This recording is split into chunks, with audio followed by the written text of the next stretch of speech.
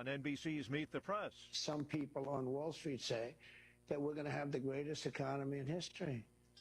Why don't you talk about them? Because some people on Wall Street say this is that's what I'm getting at. That's what I'm getting at, though. It's the same question. Yeah, there are many people on Wall Street say this is going to be the greatest windfall ever happened. And that's my question. Remember the long term. Yeah.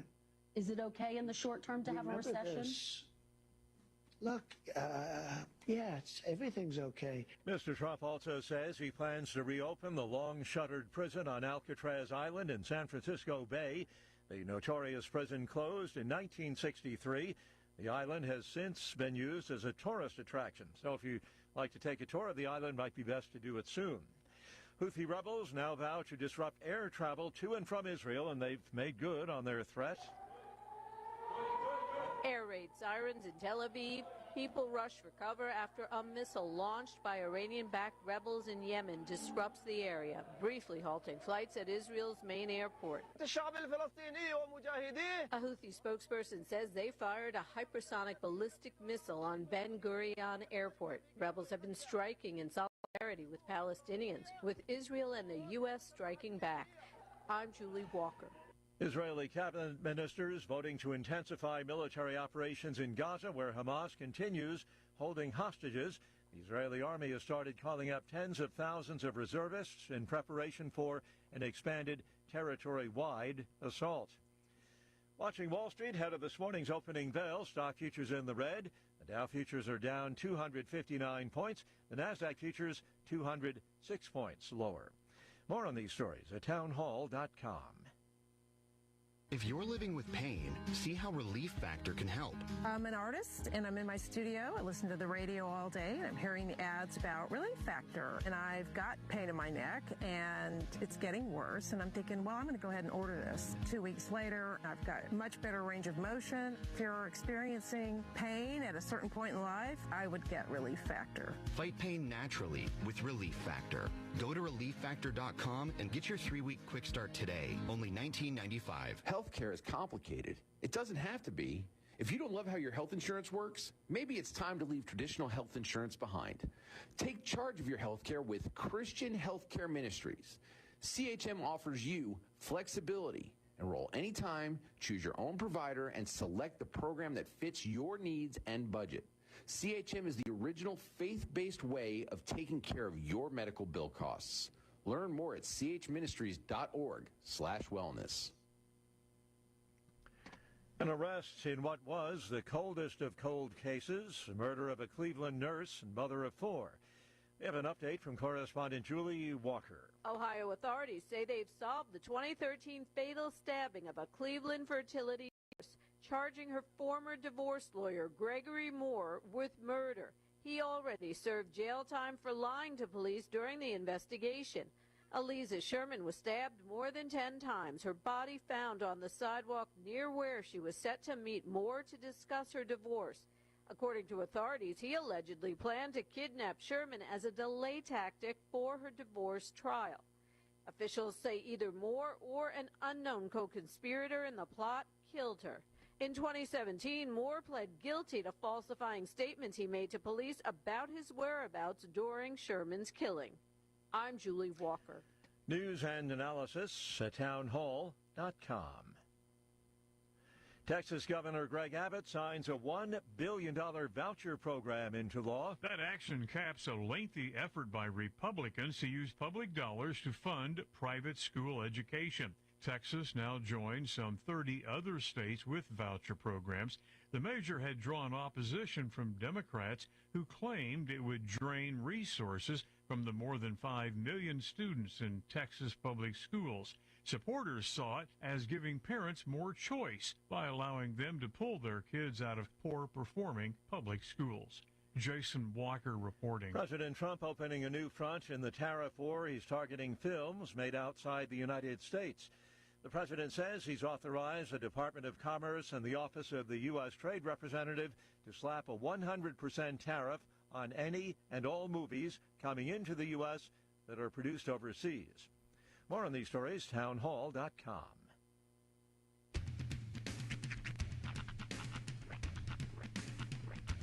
What in the wide, wide world of sports is going on here? I promise you, whatever scum did this, not one man on this force will rest for 1 minute until he's behind bars. Now let's grab a bite to eat. Yeah, come on. I feel the hot wind on my shoulder and the touch of a world that is older. I hit the switch and check the number. I leave it on and then I slumber. I hear the rhythm ringing through it. Flamenco guitar and cumbia music. I hear the talking of the DJ. The travel listen, what does he say? I'm on a Mexican radio. I'm on a Mexican radio. Broadcasting live from high atop the J.P. White Building in downtown Roswell, New Mexico. It's Mornings with Mike Winters on 106.5 Roswell's Talk FM. Is that what I sound like when I talk? Now, here's your host, Mike Winters. And good morning, one and all. Welcome to Mornings with Mike Winters. I am he. That would be me, Mike Winters. Happy Monday, everybody. Yes, welcome to it. Hope your Monday's going swell. Indeed. A little overcast. I love it. Rain chances. I ain't gonna lie. Thought we get more rain yesterday. Yeah. I don't recall seeing much of any. It was real sprinkly for a minute. Yeah. Just enough to kind of like moisten everybody's vehicles. Got a ton of reports. Severe storm reports for Chavez, Lee, Eddy, Lincoln counties. I was getting slammed all day yesterday with them, but I didn't really see any of the above. Now this is totally an inside baseball problem. I wish it would come from the same number. It always comes from like a different number. So like in my text right now, I just stacked storm report, storm warning. I think I'm down to one or two. I usually delete them as they come in because I'm like, yeah, it's just going to keep coming. When it happens, I know. I'm like, that's what I'm going to get the rest of the afternoon is this stuff. It is funny, though. I have a friend who I only ever hear from them when there's a severe storm report or a tornado report because they'll send me like a link to, hey, here's a storm chaser that's following. That's the only time I ever hear from this person. My phone and Sean's phone and everything because of our job with radio, we're plugged into like AccuWeather's thing. I think National. There's like 3 different ones we're on, and so my AccuWeather blows up, and then my National Weather Service thing blows up, and then sometimes the Alexa with its thing in the house, if I'm there, blows up. It literally, and then if I'm with Kim, her phone blows up. So every time we get a warning, it's like the whole thing just boom, boom, boom, boom, boom, 30 11, different places. 12, 13, 14, so I know 15, the pain. 16, I know 17, the pain very well. 18, 19, 20, 21 reports since Sunday. Yeah, that's about right. 21 texts, separate texts. But some of those were doubled. But there is rain chances more of the week. So guess what? Your phone's probably not going to more of that. Because I'm looking, let's see, I was looking at the week here. Let's see. What's the latest? Today we're looking at a 30%. Tonight we're looking at 90%. Ooh. 30% for tomorrow. And looks like Wednesday we're looking at a 30%, and then I think we're done till Saturday. And there's like a 20% on Saturday. But the part that I'm liking and loving, high today is 77. Ooh, that's just nice. High tomorrow is 70. Okay. High Wednesday, 71. Oh, nice. High Friday, 79. High Saturday, 78. Sunday, we'll see 80. Oh. So we got a week of pretty doggone nice weather. I'm just saying, temp-wise, I think we're in a sweet, sweet spot right now. So enjoy. It's going to be one of those days. It's too cold for shorts, but too hot for a coat. Yeah. You'll be like, part of it's going to be in the mornings, like, I'm chilly. By the afternoon, you're shedding stuff. That's this week, I think. Light jacket weather. And honestly, and I put it off yesterday when I said I was going to do it, but now, if you can do it before the rain starts, great chance to get out there and do some yard work. Yeah. Not going to be dying in the heat. Sounds like you're good till the afternoon. Yeah. After 3 is like our rain chances. And then tonight, it's like I said, 90%. Like, we're going to get wet, according to the National Weather Service. So, during the day today. But, enjoy it. Happy Cinco de Mayo, by the way. It is Cinco de Mayo. Indeed. Tomorrow's 6 de Mayo. It is. Now, here's a fun... Yesterday was Cuatro de Mayo, May the 4th be May with the you. 4th be with you. Here's a fun quiz, and I honestly couldn't answer this except for the fact that I just learned it today. Do you know why we celebrate Cinco de Mayo? I've been told this, and it's gone in one part of my brain, and I've since forgotten. But yes, it is something to do because actual Mexican independence is in September. Yeah, it's not Mexican Independence Day. Yeah, but it's something to do. It's something to do with the flag and the snake and why we see that, why that's on the symbol on there. I don't remember. Specifically, has to do with the win of a battle against the French.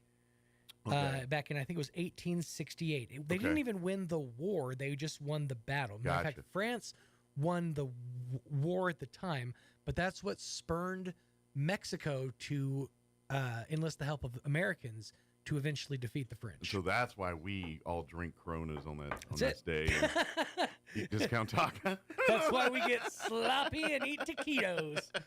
Yeah. That's what I thought. So just remember, there's a reason for the season, right? That's right. But happy Cinco de Mayo. Yes. Also, while we're talking about things, I was looking at the thing in actually it was on Facebook, and I saw a news story that talking about New Mexico is getting an ECHL hockey team for the 2026-2027 season. So I wasn't sure what you guys were talking about with hockey, but that's it. Here's the deal, all right? So Rio Rancho, they've had a hockey team, the Scorpions, the Ice Wolves, and these different teams. These are lesser league level teams. Right. Teams that are like kind of like our Invaders. Something maybe one a notch above that, but yes, in that ballpark. Mm-hmm. With the signing of an ECHL hockey team, ECHL stands for East Coast Hockey League. Well, and I know what you're thinking. That tracks. Roswell, New Mexico, Albuquerque, New Mexico, Rio Rancho, New Mexico should fit right in with East Coast Hockey League. Here it is, East Coast Hockey League, just for non-hockey knowers. East Coast Hockey League is minor league NHL. Mm-hmm. It is 2 steps below the NHL teams. If you're a baseball fan, it's like a AA ball club, whereas your those ball clubs that go right before they go to the majors, those are AAA. The ECHL league is AA. So there's the there's the NHL, which is the playoffs, right? The AHL, which is American, the American Hockey League, which is like your AAA, like that's one step away from lacing up.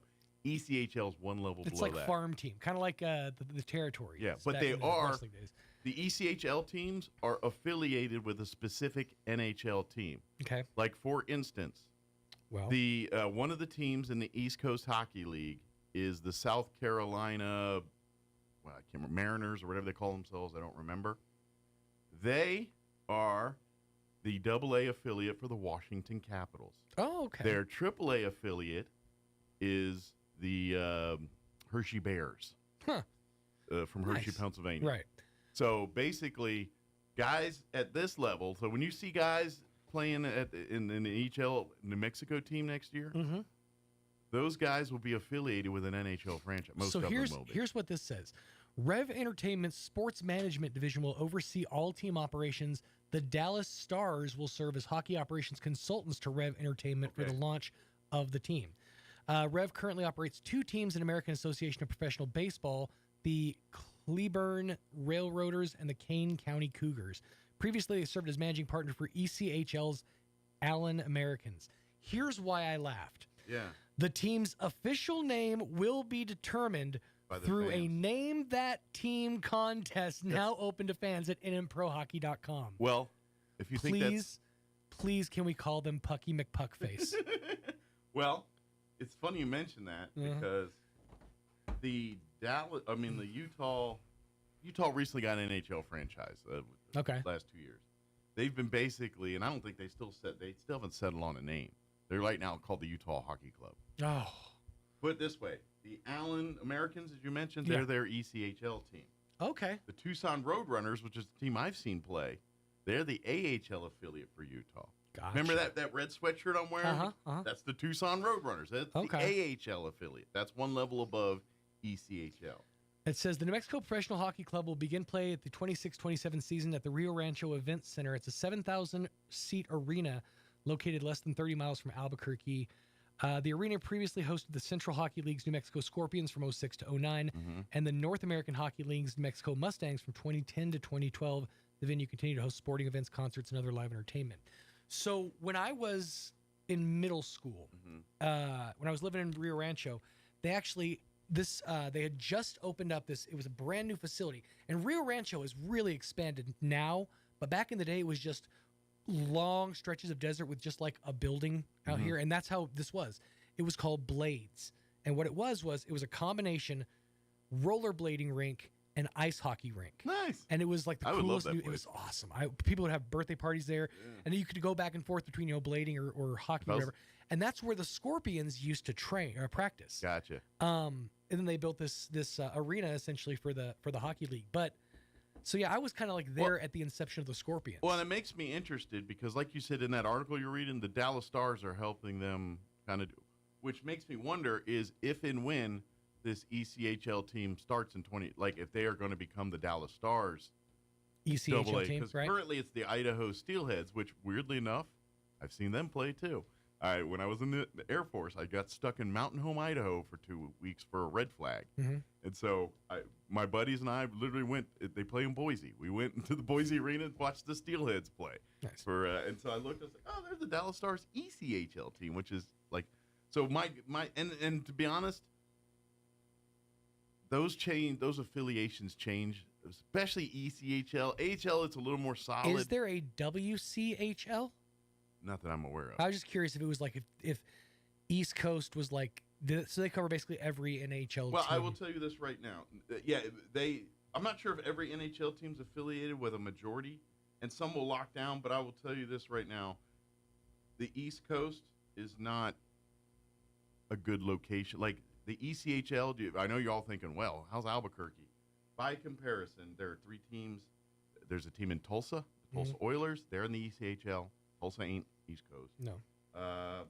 There's more, I said the Boise. They're not. Several of the teams we've already talked about. The Utah Grizzlies. Utah, yeah. Wichita Thunder. That's in Kansas. Thanks. Hey. I thought you were talking about Wichita, Virginia. Well, you never know when people say things. Reading is in Pennsylvania, in case people didn't know that one. Rapid City. Norfolk, that's the Caps. Actually, I'm sorry, they used to be the Caps. Now they're the Winnipeg Jets minor league. Norfolk Admirals. So that's the league of which these teams, the New Mexico team, will be playing. Teams like the Kalamazoo Wings and the Kansas City Mavericks and the Iowa Heartlanders. You know what I loved back in the day, and then I'll show up about hockey, I promise. My father and they grew up in Binghamton, New York, upstate New York. And so I used to go there all the time, visit grandparents and everything. Binghamton, New York had an AHL hockey team. And this is to pull back the curtain of age time. There used to be an NHL team in Hartford, Connecticut called the Hartford Whalers. Every once in a while you watch a movie and you'll see a guy with a Whalers jersey on it. Usually it's like an Adam Sandler or someone like that. Right. Pop up and you'll see it. The Hartford Whalers. Well, their logo is a pretty witty. It's a W with a whale tail above the W. I have seen that. Well, Binghamton, New York, they were the AAA farm club for the Hartford Whalers. Okay. They adopted the name the Binghamton Whalers. And it's the exact same symbol, except you turn it on inside, the W's a B now. Nice. And I loved that. I loved how they just shared it by literally turning the logo on its side, and now they went from the Hartford Whalers to the Binghamton Whalers. And cool. So for years, and they're now both all defunct, but that was one of my, and to be honest, that's cool because the practice of whaling is so frowned upon. Well, that was my first minor league hockey experience, was to go see Binghamton Whalers, and it was but anyway, trust me, this ECHL thing is cool. Yeah, I'm interested to see where this goes. I mean, if you want to see almost NHL level style hockey without paying the ticket price, and that's the cool thing, it's ECHL. You could get in these games for $5, right? And minor league hockey, now, me personally, is the chef's kiss of watching hockey live. It is because NHL, they get to a certain thing and they fight and stuff, but ECHL and even AHL levels, they scrap because they're hungry. Yes. They want it. They want to get to that. Absolutely. That place. And if you want to see, it's the same thing with like people who are enthusiastic about college football. It's like those are the go-getters, the ones who want to get seen. Generally speaking, East Coast hockey, that minor league, is a more aggressive style of hockey. Right. And I'm telling you, once you get your butt in a seat that game and you start watching it, you'll be locked. It's the same reason I say go watch indie wrestling, because you're going to see the ones who really want it. The ones who actually put it on the line. Ask my wife. She hates live sports. And she doesn't, but she I love to go to hockey. She says, I love going to watch hockey games after we've taken her to one or two. My wife loves it. She'll go anytime. Nice. Hockey, and she hates sports. She's down. There you go. So I'm just telling you, when this ECHL team rolls in here in the 2026, 27, support it. That's really quick. Because if it lasts, this is a good thing for New Mexico. That's it's the closest thing you're going to have, to real professional sports in the state of New Mexico. Right. But the isotopes are that level. Basically, this is the isotopes of and to be honest, they might be one level higher than the isotopes. I would say like one level, one notch. Yeah, higher, they're probably, because I think isotopes, they're not single A, right? Are they single A or are they below single A? I'm not sure. I think isotopes are single A, but if they're double A, then they're equal. But I think they're single A. But anyway, let me run down the show. We're going to replay an interview this hour. We got guests coming in the next two. Barbara Gomez from Main Street Roswell joined us Friday to talk about, all the stuff coming up with UFO Festival and all that good stuff. So we'll play that interview for you here in just a bit. Gerald Gonzalez is going to join us in the 8 o'clock hour to talk some youth football and then give us sign-ups and things like that. I don't know if it's freshman football or like Roswell youth. I'm not sure, but we're talking youth football. I know that. And then in the 9 o'clock hour, about 9:15, John and perhaps Crystal Noble with Roswell Seed will join us. Wearing the Roswell Seeds hat, give us an update what's happening at Roswell Seed. Before we do any of that, though, let's take a look at your weather. Like I said, cooler all week and rain chances. Really good one tonight.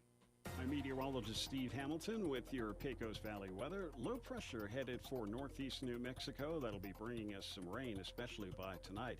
Could get a few showers today, and our afternoon high in the mid-70s to low 80s. For the overnight hours, rain and thunderstorms look likely. Some of those storms could be severe, damaging wind and hail possible. Our overnight low near 50. And then Tuesday, still a few showers, and we'll be around 70. I'm meteorologist Steve Hamilton, and that's your latest forecast. Thank you, Steve. Currently 59 degrees here in Roswell. Humidity is at 78%. Winds currently out of the north at 5 miles per hour. We do have a flood watch that is issued for today. That's scheduled to take effect at 2 p.m. today and last until 6 o'clock tomorrow morning. We are looking at a 30% chance at showers today. They say before 9 we could see some, but they're talking after 3. And I'm looking at the clouds right now. I'm thinking it might be before the 9 might be more right. They do say some storms could be severe in nature today. High of 77 expected with east winds 10 to 15 miles per hour shifting to the south. Tonight, our rain chances jump up to 90%. Showers and possibly thunderstorms. They say, again, some of these storms could be severe with an overnight low of 50. South winds 10 to 20 miles per hour shifting to the north after midnight. New snow, they're saying we could see between a half inch and 3/4 of an inch of rain tonight. That could be rainfall accumulation totals is what they're saying is possible. For you Tuesday, we're looking at a 30% chance at showers and thunderstorms for the afternoon. Mostly sunny and 70. Northwest winds at around 10 miles per hour. We're looking at a 30% chance of rain for Wednesday. Mostly sunny and 71 otherwise. Thursday, no talk of rain, just sunny and 74. Friday, no talk of rain, just sunny and 79. Saturday, we're looking at a 20% chance of rain, mostly sunny and 78, and then sunny and 80 for Sunday. So really tonight, really good chances, but cooler week overall. So enjoy. All right, 7:24, we're going to take a 3-minute break, then we're going to play our interview with Barbara Gomez from Main Street Roswell. Don't go away. Good morning, this is Smiley Wooten at the Roswell Livestock Auction. A good May run this week with a nice selection of all classes of cattle, especially high-quality native calves, light yearlings, young pairs, bred cows. We expect to sell 1,200 head, breaking down like this: 125, 150 weight cows and bulls, 200, 225 pairs of bred cows, 750, 800 calves and yearlings. Today's sale will include 100 bred cows from the 2T Partnership, Pecos, Texas. Reputation quality black white face Angus and Brangus crossbred cows, second and third trimester bred to high quality Angus bulls, good flesh, PI negative. Cows are gentle, cake broke, consisting of 35 long 2-year-olds, 45 3 to 6 year olds, and 27 to 9 years old. Nice set of bred heifers and cows. Calves always top the market. Also 15 cow-calf pairs off the 2T Partnership. Pairs 2 to 5 years old. 28 pairs, Mr. Terry Tinker, Quemada, New Mexico. 28 pairs, 9 bred cows, fancy quality young Angus cows with black white face calves at side. 2 to 6 years old, cake broken, gentle, rock footed. 15 pairs, Kinzer Ranch, White Rock, New Mexico. Ex-quality black white face Angus cows with Angus calves at side. Pairs 8 to 10 years old. 70 Holstein steers. Off one dairy, excellent quality shots, bunk broke, 250, 350 pounds, 40 black cross steers and heifers off the same dairy, 400, 500 pounds, 116 calves, Gresham Ranch, Portales, New Mexico, excellent quality black white face, Charolais crossbred cattle weighing 100 plus days, one round of shots right off some short wheat, 500, 650 pounds, 43 calves, Guadalupe Mountains Farms, Sierra Blanca, Texas. Ex-quality black white face Angus crosses, medium flesh, 450, 600 pounds. 48 calves, Mr. Chris Northcott, Hobbs, New Mexico. Fancy quality black Angus calves, Bovill Gold 7-weight Brandon, 275, 400 pounds. 26 calves, Mr. Mike Wilson at Tatum, New Mexico. Good quality black white face Angus crossbred calves, cattle weighing 60 days, 2 rounds of shots, 400, 575 pounds, and 52 light yearlings. The Adelante Farms here east of Roswell. Excellent quality 85% black white face Angus crossbreds, cattle weighing 120 days, 2 rounds of shots, 600, 750 pounds. Sale time this morning be 9 o'clock. Sell pairs bred cows 9:45 to 10. Be selling calves and yearlings about 11 a.m. Nice run of young pairs and bred cows for today. We expect to sell 1,200 head. This is Smiley Wooten, Roswell Livestock Auction. When managing a chronic illness, access to the right treatments makes all the difference. Artesia General Hospital's Infusion Center provides IV therapy and biologic treatments, so you don't have to travel far for care.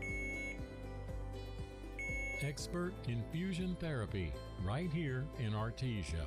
Call 575-736-8256 today to learn more. Here's a Mornings with Mike Winters fun fact. Sigmund Freud once believed that cocaine could be used to help treat a morphine addiction. Mike used bacon to get over his addiction to beef.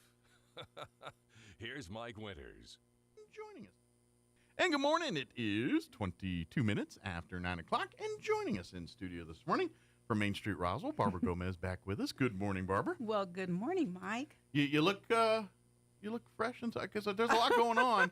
I just figure with all the events and everything going on, you probably feel like a chicken with your head cut off. I do feel like I went through the grinder, but you know what? You look rested. Well, no, that's good to know. See, and I didn't even feel it. Maybe it was the McDonald's coffee I had this morning. Gave you enough pick me up to get you through your Friday. Get me through this Friday. But no, things are going good, Mike. You know, things are rocking and rolling. Things are always so busy on Main Street. I know a lot of people don't think that we are, but there's always this background As a guy stuff. That's here every day, it's hopping every day out. Yeah, downtown. I mean, there's things happening in the background all the time to get things moving on in the district, or an event, or reports to the city, asking for grant money. I mean, there's always something going on. And we've got a lot of events coming up, and and let's face it, these are golden opportunities for Main Street businesses and and not just Main Street business, but you deal with Main Street, so Main Street businesses are gonna, and so you got to get ready. Even if the event, UFO Festival is gonna be right in your backyard, right in your kitchen, but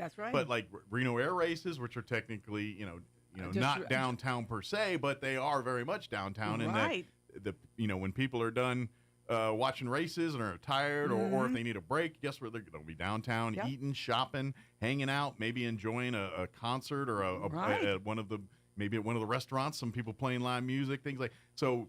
This Main Street in Roswell is getting kind of two Black Fridays now with UFO Festival and now potentially the Reno area. That's right. And, even though the races don't start until September, a lot of the pilots and their teams are coming in. This month they will be here getting their licensing and say, every single person that has to fly in that will be here this month to get certified. So we're going to have a mini again. Version of it this month here. We won't have all the bells and whistles and the crowds, but there's going to be thousands of people migrating to Roswell here this month. Because even though they were in Reno before, they have to, I guess, get certified. It's a new course, in New Mexico, and because of the nature of what they're doing, they got to know it like the back of their hand. They just don't show up on there because of the speeds and what they're doing. So they get to learn the course, practice the course, know its twists and turns. So when it's time to compete, they can do it safely. That sounds interesting, Mike. How do you have to look at the course in the sky? Aren't the skies the same everywhere? I mean, what exactly? Well, they fly around pylons and things, and so they set up a course like a track that they fly on up there. Okay. Think of it like a racetrack without asphalt. It's the pylons, and so they race to the pylons and things like that. Okay, but how the pylons are set up is going to be different than Reno. So they got to know. If there's going to be a lift. It's kind of like if you watch NASCAR, and I'm not going to get too in the weeds, but like. They go to Talladega and they handle the car and the track a certain way because that's how the track is. And then they go to Bristol and it's a whole different thing.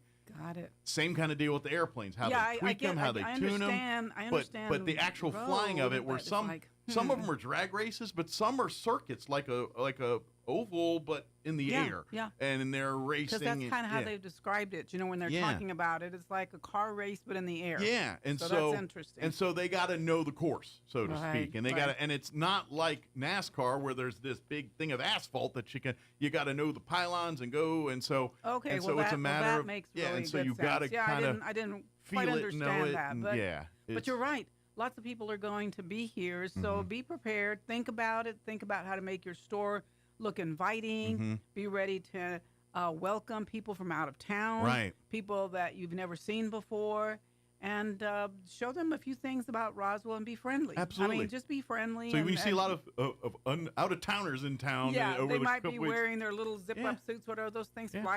Flight These are the people that need to know of the green chili. That's what they need to know. I thought you were going to say green men, but you said green chili. Chili. But they already know about the men. We got to teach them about the chili. right. I love it whenever I talk to somebody that's from somewhere else that came to Roswell, and that first few, let's say, months or 6 months or whatever, they're like, why is green chili on everything? Why is red chili on everything? Why is the sky blue? We don't know. It's just and then because they're from Indiana or from wherever, and they just don't get it. But then after a few months, they're like, "Give me some green chili. Make it green red. chili on anything. They're putting green chili on everything." So that's really cool. They're good on sausage too. They just start throwing. Yeah, we know. Yeah, we know. Yeah, We've been doing it for years. We know.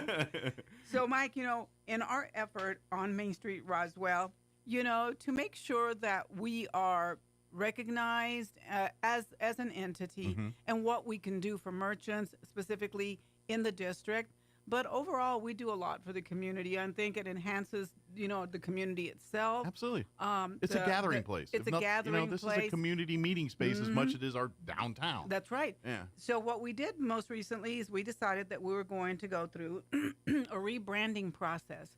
And so it's kind of cool and interesting to go through a rebranding because you get to look at yourself, but you also get to ask other people like you and the community, businesses, the district, even visitors to tell us, how does our downtown look to you? What would you like to see happen? What's your impressions of it? Yeah, what's your impression? So right now we put out a survey. It's on Main Street Roswell Facebook page. You can also get a link if you want to. Just give me a call or send me an email, and I'll send you a link. It's a really, it looks like a long one because I did it page by page, but this survey will only take less than 10 minutes to fill out. But it asks questions, like some of the questions are, in your opinion, what is the perception of Main Street District to current residents? Okay. Okay, what is the perception of Main Street to visitors and tourists. Gotcha.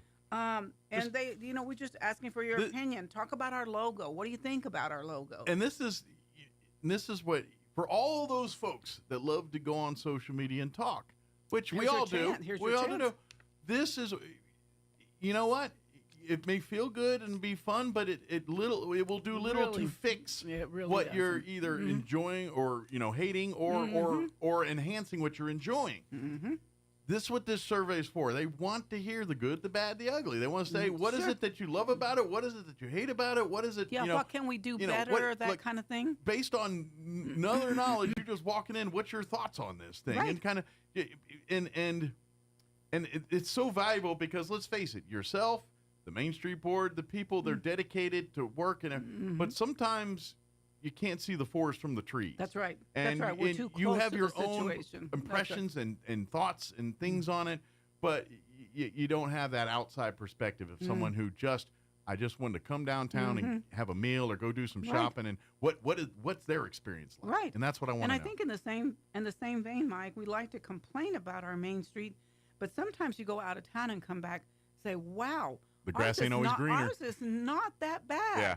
It really looks great. Those flowers look good. The trees look great during Christmas. Sometimes your own house isn't the thing you think is nice, and then you leave and come back and you're like, well, my house is nicer than I thought it was. Pretty nice. Same kind of deal, yeah. But, we want to know what your favorite things to do in the district are. So we've listed a lot of things. And this survey only takes, like 5 to 10 minutes. We've emailed a bunch of them out. We've blasted them here and there. So if you didn't get one and you want to give us your opinion, please do.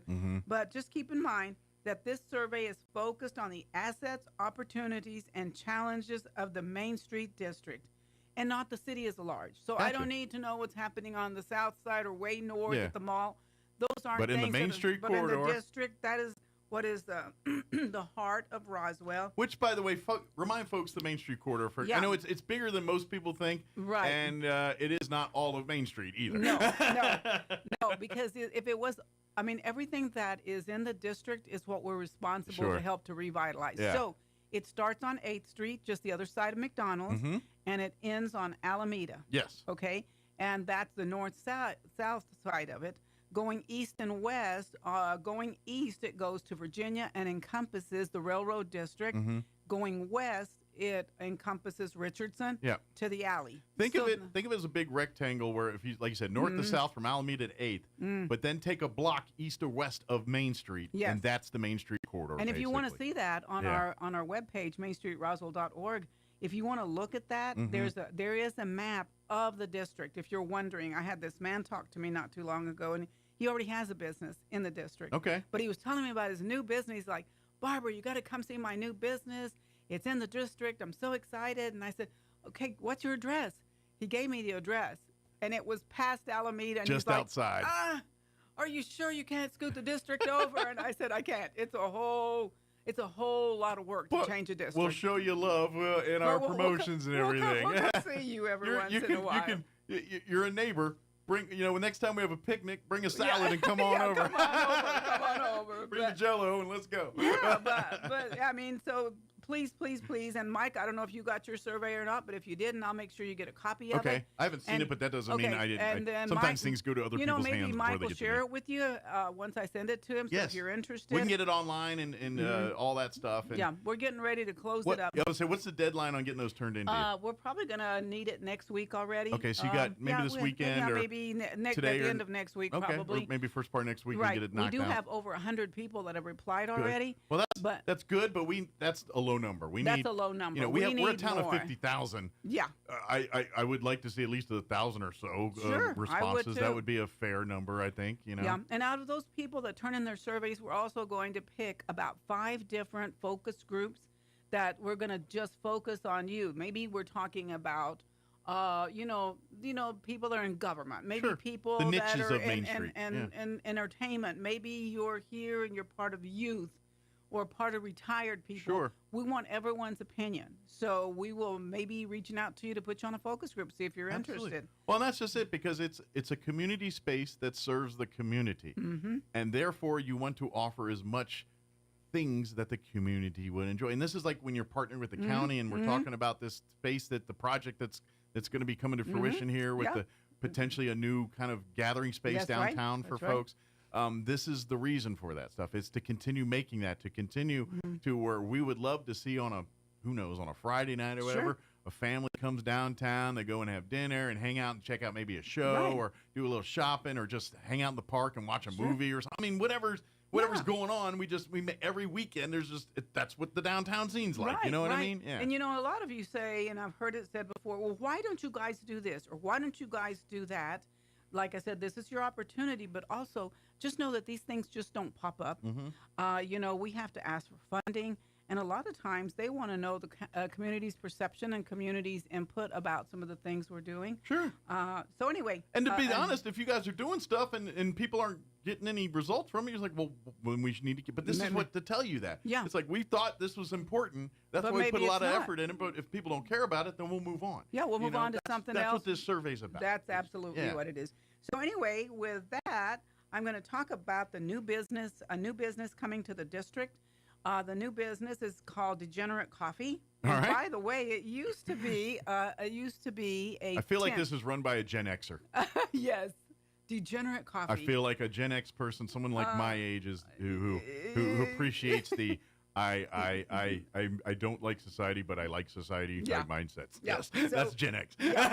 So they're going to be located. Well, they're already located at 304 North Richardson Avenue. I went to see them the other day. Tanner is the name of the young man that's running that. They're going to be roasting fresh coffee daily. Nice. They will not be open until June, so I'll let you guys know when it gets open. I'm going to take a hunch because it's a coffee place. You'll know when they're open. You'll smell that coffee roast and be like, they're open. So it's in that one block between 3rd and 4th Street. Yeah. I mean, we got two fantastic coffee places. I mean, absolutely. Stellar's right there. And what I love about them is they're that community. They're the perfect community business of Main Street. You know what I mean? Like they're there. You want to get a cup of support them, buy food and drinks and everything. But if your group, your organization needs a place to hang out or do, they're always opening their doors, to the community. Yeah. And so, yes, we're blessed to have Stellar here, and now a second coffee shop. You know what? Now you got. You got two hands. We hit one block cup. By the time you're empty there, you hit the other place and grab another cup of Joe. Yeah, so we're really trying to promote the businesses on Main Street. They can put Starbucks right across the street from each other. We can have two coffee shops downtown. That's right. And it's local, so that's the cool part about it. Support local. Absolutely. So anyway, moving on to something kind of interesting. There's a station that was called KLAQ. They posted 4 weird and quirky ways to have fun in New Mexico. Nice. And guess who made it to the list? Yes, us. Nice. UFO Festival made it to the list. Okay, but the other things it's the International UFO Festival. I had to scratch my head. Hatch Chili Festival. Why is that weird or quirky? I guess, you know what? I don't know. I think for us New Mexicans, it's not. But I think from people on the outside looking in, it's like you have a whole celebration over a chili. Yeah. I imagine it's like when others, because I'm going to take a stab. Like, you always hear, like, you go to, like, Iowa and it's like, it's the corn festival or whatever it is. Yeah. This is our corn festival. Or the curd. Yeah. That's an interesting one. And we all look at those as kind of, so I think the rest of the country looks at that as our corn festival or our, whatever, and we have the Miss Corn. Kind of a weird thing. Here's Miss Corn, Iowa, 20, I think that's what they think of it. And so, yeah. So there's another one called Mardi Gras in the Mountains, and it's at the San Cristo Mountains. Oh, okay. I printed it and it didn't show up, so I don't know where it's at. So they get partying in the mountains, basically. Yeah, like sounds a party in the mountains. And then there's one other thing. Let me see. Oh, it's called Samutari de Chimayo, New Mexico. Is that the It's pilgrimage? like a really holy, it's like a pilgrimage. That's like they just did it for Good Friday. Just did it. Yeah, that's the Chimayo. That's a tradition that Chimayo. You know what? As a guy that grew up in D.C. and all that, and then when I came and moved to New Mexico back in the military many, many years ago, I saw the first things on the news about the Chi-Mai walks, and I'd never heard of it. Yeah. And I thought it was unusual, but once I learned what it was, I was like, what an amazing tradition. What a cool thing it is. Yeah, really cool tradition. It was just lack of knowledge. And once I knew, I thought, what a beautiful thing. There's so many things that happen in the whole state of New Mexico, Mike, that I have never done, that I've heard about it and go, oh, the hot springs. Oh, this walk that I never go. I've not been to the Hatch Festival. I'm told it's fantastic. I have a friend that drives up there every year, comes back with bushels of chili. Now, if you can't make it there, you can always go to our local places here in town. We got you covered in Roswell. You don't have to go to Hatch to get chili. You don't have to do that. You can get it at farmers markets. I mean, like at our farmers market on a Saturday in September. Or go out to one of their farms out here. Graves Farms and get yourself some green chili.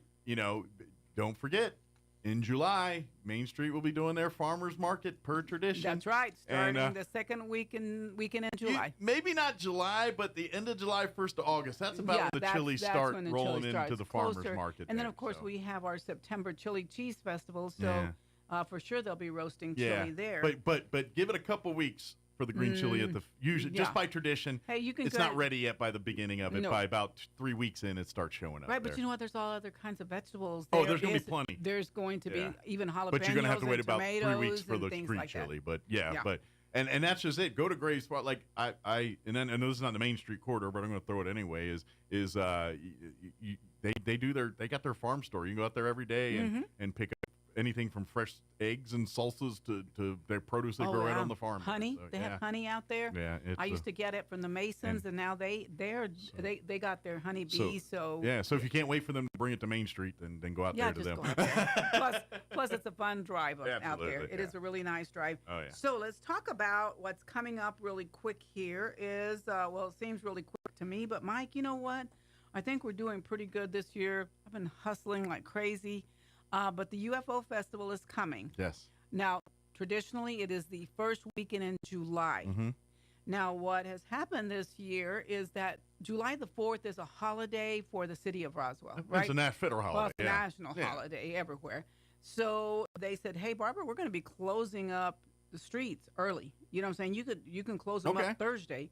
And so the way the calendar aligned, it just kind of worked out that we can kind of extend the downtown parts. Right. So some of the food trucks will be open. Some of the vendors will be open. They'll set up. There won't be music yet because the stages won't be ready to go until Friday. But if you don't have anything to do on Thursday, you want to come out not as busy, you can come out on Thursday. Like if you want to knock out some of the eating and shopping side of it, and Thursday might be the day to go. That way you can focus on the things, the concerts, the other activities that are going on Saturday. All the vendors Friday, are Saturday, pop up, throughout the district. Yeah, so maybe make that Thursday as the day to go visit some of the downtown vendors and whatever merchants that are downtown having sales that'll start that way, and just doing your shopping and because you always get that's part of the UFO Festival, scoping and finding those weird just get the lay of the dinosaur land eggs or weird foods, and so you can kind of scope and do some of that, and then come back Saturday and pick your favorites that you want to do again or whatever. But that way you can kind of because it seems like every UFO festival sometimes goes into, man, there was a thing I missed I didn't get a chance to do. I wanted that maybe T-shirt. Knock that I never made it back that direction. Knock it on Thursday. Yeah, so go on Thursday. But here's another cool thing, Mike. Whenever we were doing our surveys to talk about tourists and who came to town and when they got here, we found that a lot of tourists come a week before the event and stay a week after the event. Wow, that's impressive. I didn't know that. So to help those people that are coming in early, starting on July the 1st, July 1st, July 2nd, July 3rd. Okay. If you're doing something, let's say you are at Peppers, and you have karaoke night on, whatever, July the 1st. We'll call it pre-gaming. Pre-gaming. Any pre-gaming stuff you got set up. And it doesn't have to happen in the district. So maybe something is happening at Bottomless Lakes. Or maybe Grace Farms got something going on. Or maybe, whatever it is. Or maybe the museum. Yeah. Over here, the Historical Museum. So what we're asking the community to do is let us know if you have anything going on. July the 1st, July the 2nd, July the 3rd. If your civic group has any big event coming or anything. Yes, if you have something going on, if maybe you have music, maybe the museum has something going on, a singer, a dancer, like I said, karaoke over at Pepper's Grill or something. let us know. We will add it into our complete schedule. Or if you So had nothing planned and now you heard this and said, "Nah, I'm going to plan something." Right. Well, think of it this way. I've had a few of my hotels and RV parks say to me, you know, Barbara, I have people coming in early and they're always asking me, what is there to do in this town? You're right. And this is the game with tourism. Mm-hmm. How do you make the most bang? You want to keep them here as the longest as humanly possible to spend the most. So and that's why we talk about these. And you want to create so when they come here, whether it's for the aliens or for the airplanes or for whatever, or the laser tag, you know what I'm saying? Come once they come here. Once you get here, what are we going to do now? Show you our town, not just the district. Of course, I'm kind of partial. I want you in the district. Sure. But if you have something going on someplace else outside the district, let us know. All of it is put it this way. The Main Street corridor's reputation is Roswell's reputation. When people come out of town, they're not going to say Roswell's nice because the Main Street corridor stunk or vice versa. They're going to lump it all together as in Roswell was nice or Roswell was not. Right. And so we can put labels on all this and talk about, and we're focusing on Main Street here, but UFO Festival is way bigger than Main Street. The Reno Air Races is obviously but it's all interconnected and it's all begats each other to survive. Like, put it this way, if the rest of the community, it's hard for them to thrive if you have a weak Main Street corridor. That's right. Because it is a draw. And so the Main Street needs the outside like the outside needs Main Street. It is all connected. That's right. And you know, we're putting together with the help of the city of Roswell, there will be a map that talks about different things happening throughout the corridor.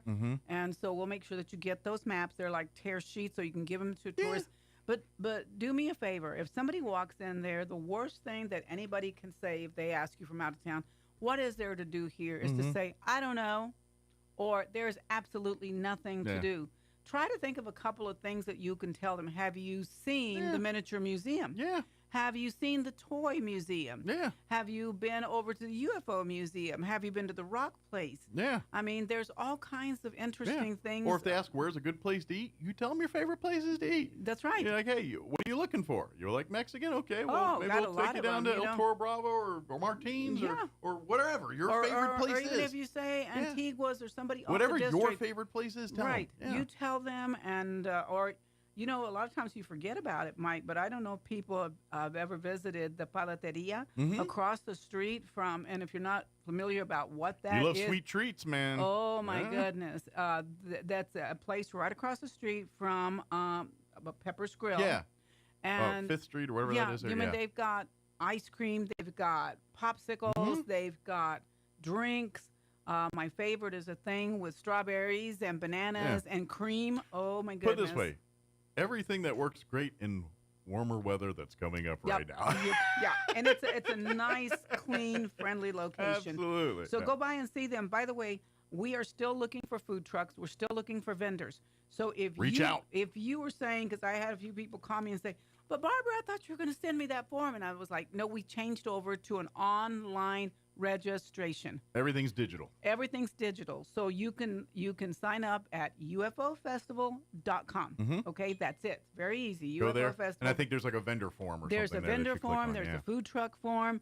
Soon there will be schedule of events. Once we get that locked down here in the coming weeks here, you'll see the actual the agenda. Now, this is the thing we got to remind folks, because of the flooding and the convention center, that's all off the table this year. Yes. So like Galacticon and all that's all moving downtown this year. Moving downtown. So it's going to be the UFO festival, but different than what you know. Right. So a lot of the traditions will be there. It just won't necessarily be in the same places. Right. I mean, I'm glad that Galacticon is with us. I'm sorry about the convention center, but I'm very glad that they have a place to go. But the whole UFO experience is really here in Main Street now. Right. And so there will be, inflatables, there will be foam parties, there will be stilt walkers, there'll be the whole thing that you're used to seeing, but it's going to be expanded.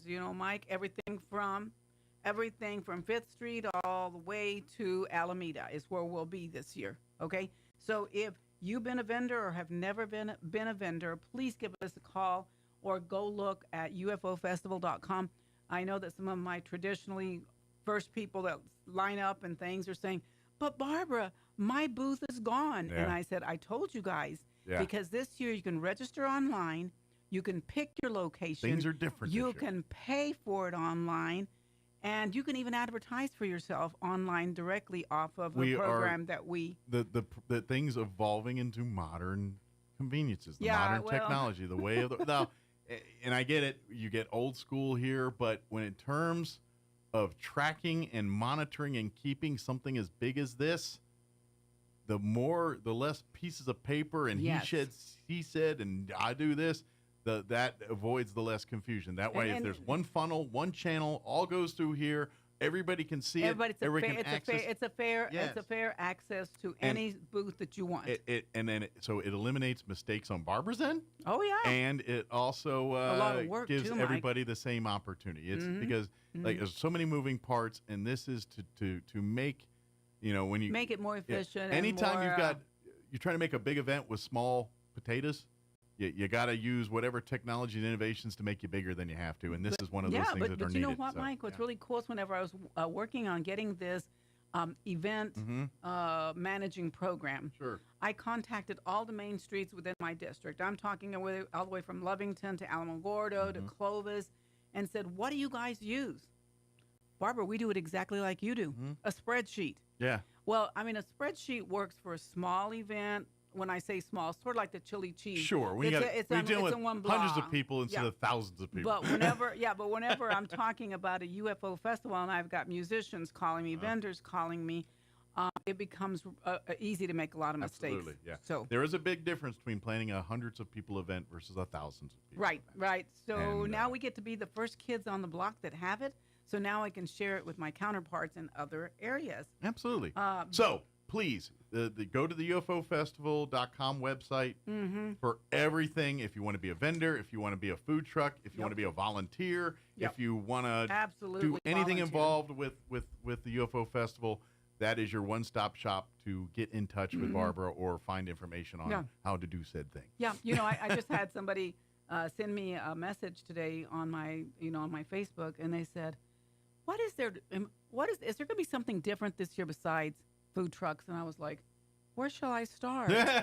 But so just be aware that there's a lot going on if you've never been here. But if you are someone, I just had a man come into my office yesterday and said, you know what, Barbara, I'll help you. I actually live in Hobbs, but I will be in town. So you tell me if you need anything, and I will help you. Just a volunteer. Just a volunteer. So if you He must be an Alien fan. Yeah, must be. Actually, his wife's got a business here, so he's so there is a foot in the door. So there is, kind of. Yeah. And another big thing that we have going on tomorrow, so I'm excited about the good weather. Tomorrow is Community Planting Day on Main Street. So if you want to get, this is that day or that time of year where when you do walk downtown, you see the flower pots and the beautiful spring flowers are all blooming and everything. This is the weekend they make that happen, folks. That's right. That's right. And we need volunteers. So we will be starting at 9 a.m. at the Chaves County Courthouse lawn. So come, bring your gloves, your little shovels. Perfect family get the mom and dad and bring the kids, and y'all can go out there and they'll break you up into different areas to work on the planting boxes and things like that. But perfect family outing. Perfect. And, we get our plants from Roswell Seed, and Ben and Manat and the people there always help us out with flowers and with potting soil. A longtime Main Street corridor resident, by the way. And that's right. They've been there for a long Probably one of the longest, matter of fact. That's right. I bet so. I don't think there's many older in that corridor than Roswell Seed. Right. And a big thank you to keep Chaves County beautiful. They provide the funding for the flowers. They do great work over there. And they're, you know what? By the way, reach out to them. If you want to do like cleanups of your parks or your neighborhoods and things, reach out to the Keep Chaves County Beautiful. They will help you. They will give you bags and help you organize the event and all that stuff. Trash cans. The only thing that they do is they collect data. So they want you to tell you how many bags they collected and all that, because to give you all that free stuff, they've got to report back what they're doing with it. Right. So that's the rub is, look, we'll give you the free stuff, but you got to tell us what you're doing with it so we can tell them all that of this goes well, back it's just to make sure it's, again, taxpayer money. If they're going to fund this program, but we're abusing it, they want to know that. And so they stop funding They're not going to give you money if they don't know what you're doing. So it's just a proof to say that we're continuing to do. So, A, to keep the funding and keep it going, utilize it. and B, use this as an excuse to maybe get to your neighbors and all that kind of stuff. And all through Keep Roswell Beautiful, all that. Keep Chavis County Beautiful, they help with all that. Yeah, if you have a group out there, you know, what do you call it, a high school, you know, group of some sort, maybe the Key Club, maybe the Circle K, maybe the Assistings, Boy Scouts. Anybody that you have out there, you know what? Come out and help us. I imagine you talk to Barbara. There's probably a few places in the corridor she could say, "Yeah, you want to clean up here? I'll send you over there to go pick up some right, stuff." Or even help us out this week. Yeah, but definitely come out for the flower thing. That's a lot of fun. Sure, it's a lot of fun. I think it's one of the more popular parents and kids type events where you get out there and especially if the kids are younger, it's like, you ever plant? We're going to show you how to plant a plant here today. And make it an education. So it's multi-ages. You can be young, bring your kids, if you have a friendly dog on a leash, you're more than welcome to bring it. Miss Juliana Halverson always brings her dogs with her. You might want to bring the bags and appropriate things so when your dog leaves things, you pick them up. Yeah, don't leave those on Main Street. And you can always go have some coffee at Stellar when you're done. Yeah. This whole thing, literally, because if we get a lot of volunteers, we start at 9 and we're usually done by 11:30. Yeah, and the good news is, according to tomorrow's weather forecast, should be not too hot, not too cold. No, it's going to be great. Should be beautiful weather for planting some plants in the boxes. Yeah, and things. And a big shout out to Rudy and to Jim Burrs and the people at the Parks Department. You know, they've come out and made sure that the watering system is working on those pots. So if you're wondering, some of them look kind of dead. Barbara, what's going on there? Some of those watering systems were not working well on the east side, so the flowers on the east side of the street are looking a little sad.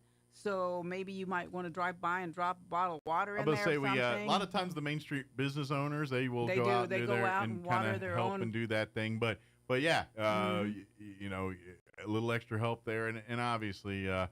The city will, you know, they're working as best they can to get those things you know, fixed. They are seriously a cell phone away to go fix something. But it's like anything else. Things break. You build things, they break sometimes. Right. That's what happens.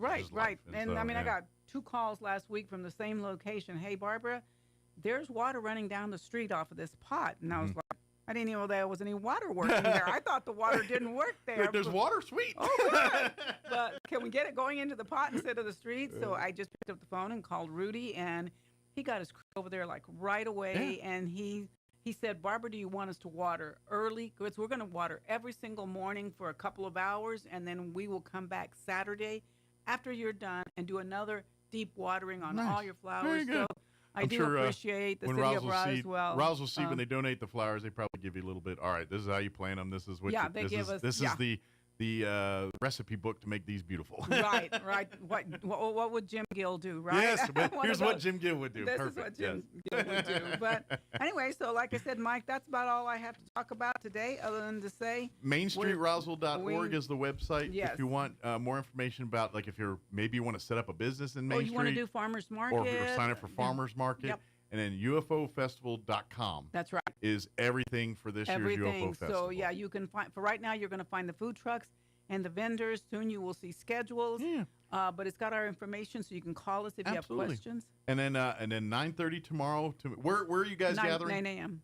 We're at on Chavis County Courthouse right lawn. On the courthouse lawn at 9 a.m. Right on the courthouse lawn. If you want to help plant some flowers, it should be done by noon, 1 o'clock-ish. Yeah, I don't think it would take that long. Probably not that late, maybe 2 hours. 11:30 or so. But bring your gloves, bring a hat, sunblock if you're one of those type people that needs to make sure you don't get burned. Just appropriately, just for waterly. But I got to be honest, based on what I'm looking, tomorrow's forecast is sunny and 76. By 9 a.m., it might be crisp, might want a little light coat. Yeah, so but by the time you're done, you're probably putting that around your waist. So right, be good. Right. So bring your kids. Absolutely. Come have fun and get ready to get a little dirty. Not a lot dirty, just a little. We're not digging in the dirt, just in planter boxes. That's right, just in planter boxes. We're not going to create a manhole cover. We're not digging into the asphalt or nothing. No. We're not going to dig a hole in the Chavis County Courthouse lawn. They probably get a little. They wouldn't like that. Peeved if we did that. So, thank you, Barbara. You're welcome. It is 9:57. Let's pause for news, and we'll try to work in sports, maybe weather before we get kicked off the radio. Don't go away. Water when strong winds hit the scenic region yesterday afternoon. Initial reports said that 2 tourist boats had capsized, but CCTV and the official Xinhua news agency now say that 4 boats were involved. The boats capsized after a sudden rain and hailstorm swept in along the upper reaches of the Wu River. Townhall.com. Ohio Governor Mike DeWine says he's sickened by the killing of a sheriff's deputy, allegedly by a man who used his vehicle as the murder weapon.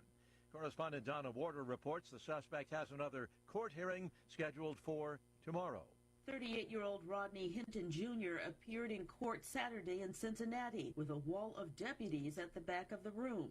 A prosecutor said evidence and witnesses will show that Hinton drove directly at a Hamilton County Sheriff's deputy directing traffic near the University of Cincinnati Friday, the university's graduation day, killing him. The day before, Hinton's teenage son was shot and killed by a Cincinnati police officer. Authorities have not identified the deputy killed, but say he retired from the department a few months ago and was still taking off-duty assignments. Hinton is charged with aggravated murder and has been ordered held until another hearing on Tuesday. I'm Donna Warder. More from townhall.com.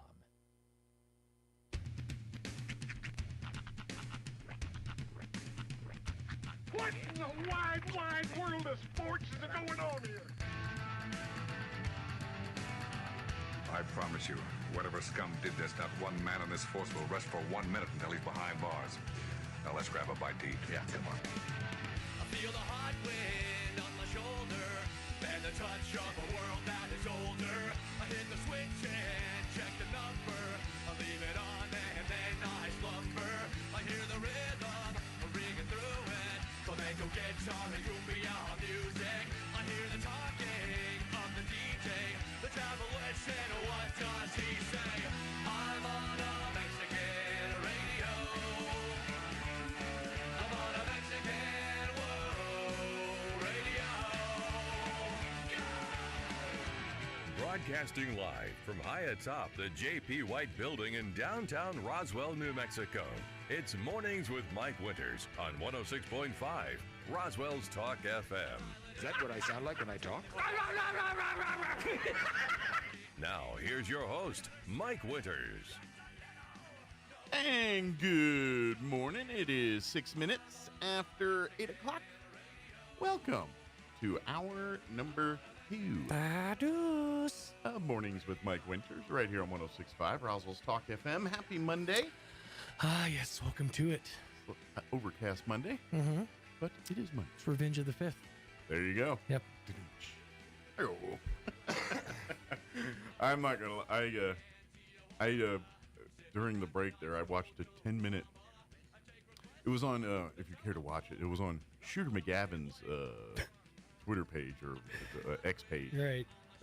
Is it actually Shooter McGavin or is it the actor that played him? It's the actor who played him, but he goes by Shooter Does McGavin he go by... on, and he plays the character of Shooter McGavin on that page. Awesome.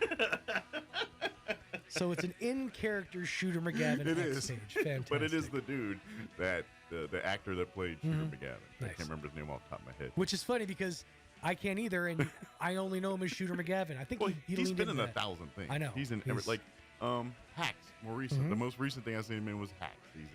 He's a regular in that show, but yeah, he's on 100 different things. But anyway, it was a 10-minute video. I think it's when Revenge of the Sith came out. Okay. Where he's sitting in, I'm going to assume a California Hollywood, premiere night of the thing, and there's literally hundreds of Star Wars fans dressed up in there. As they do.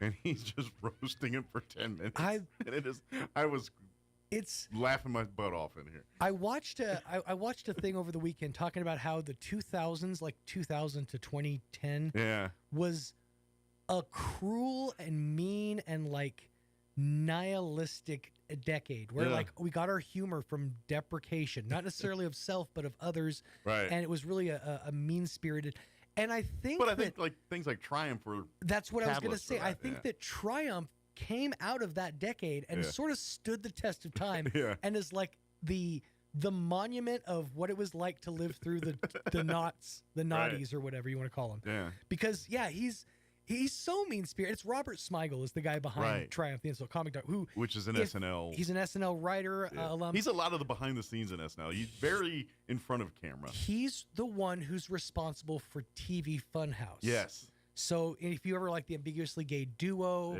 that was so. And actually, fun fact: Ambiguously Gay Duo was started on the Dana Carvey show. Yeah, I remember that. It actually I remember seeing started on that show, and that was a creation of Dana Carvey and Robert Smigel. I saw a great documentary on the David Carvey show. They talk all about that. Was that on? It's on. I want to say it's on. It's either on Hulu Netflix or Netflix. yeah, it's one of the two. It's called Too Funny to Fail. Is the name of the. I actually just recently watched it, and there's a clip in that documentary that is one of my favorites. Yeah. And it's so every episode, and I'm getting way off topic here, but every episode of the Dana Carvey show had a sponsor. Yes. And they leaned into it. And so it was like the Taco Bell Dana Carvey show. Until it blew up all in their face. They did that in like homage to like back in the day when like the 50s and 60s shows, you'd have like, the Jack Parsh or, show, brought to you by Conoco. Innocent satirical humor. Sure. Or what was that? The Texaco Star Show or something like that. Like, back in the or day. the cigarette sponsored everything. Lucky Strikes. But one episode specifically, and they followed Home Improvement. So there was one episode specifically that was sponsored by Diet Mug Root Beer. Yeah. And there's this really just emotional commercial. It's like the most emotional, impactful episode of Home Improvement you've ever seen. Oh yeah, and it was deep. It cuts to Randy, played by Jonathan Taylor Thomas, crying, going, "Dad, I don't want to die."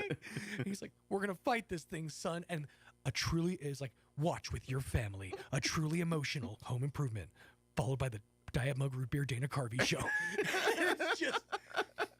It's one of the funniest juxtapositions I've ever seen in my entire life. Yeah. And that show, it was beyond its time. If it was on ahead of its time, it really was. If it was on like today or in like the 2010s, that show would have absolutely done gangbusters. Yeah, it's literally one of those that people didn't know how to handle it yet. Yeah.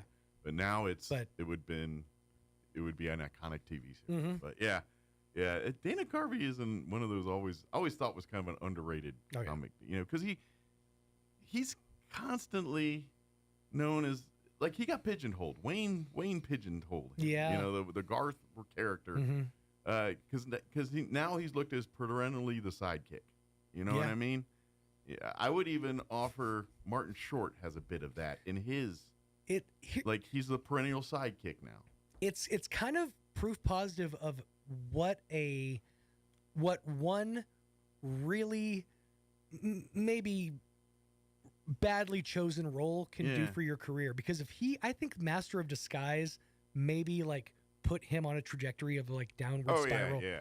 Because that movie, and it's got its moments, but man, that movie is terrible. Well, and that also came out at a time where SNL movies, like for every Wayne's World, there was a bunch of Master in Disguise, literally, and some hot garbage SNL character movies. Literally, the most iconic scene in the movie, the one everybody remembers, is the turtle scene, the Turtle Club scene.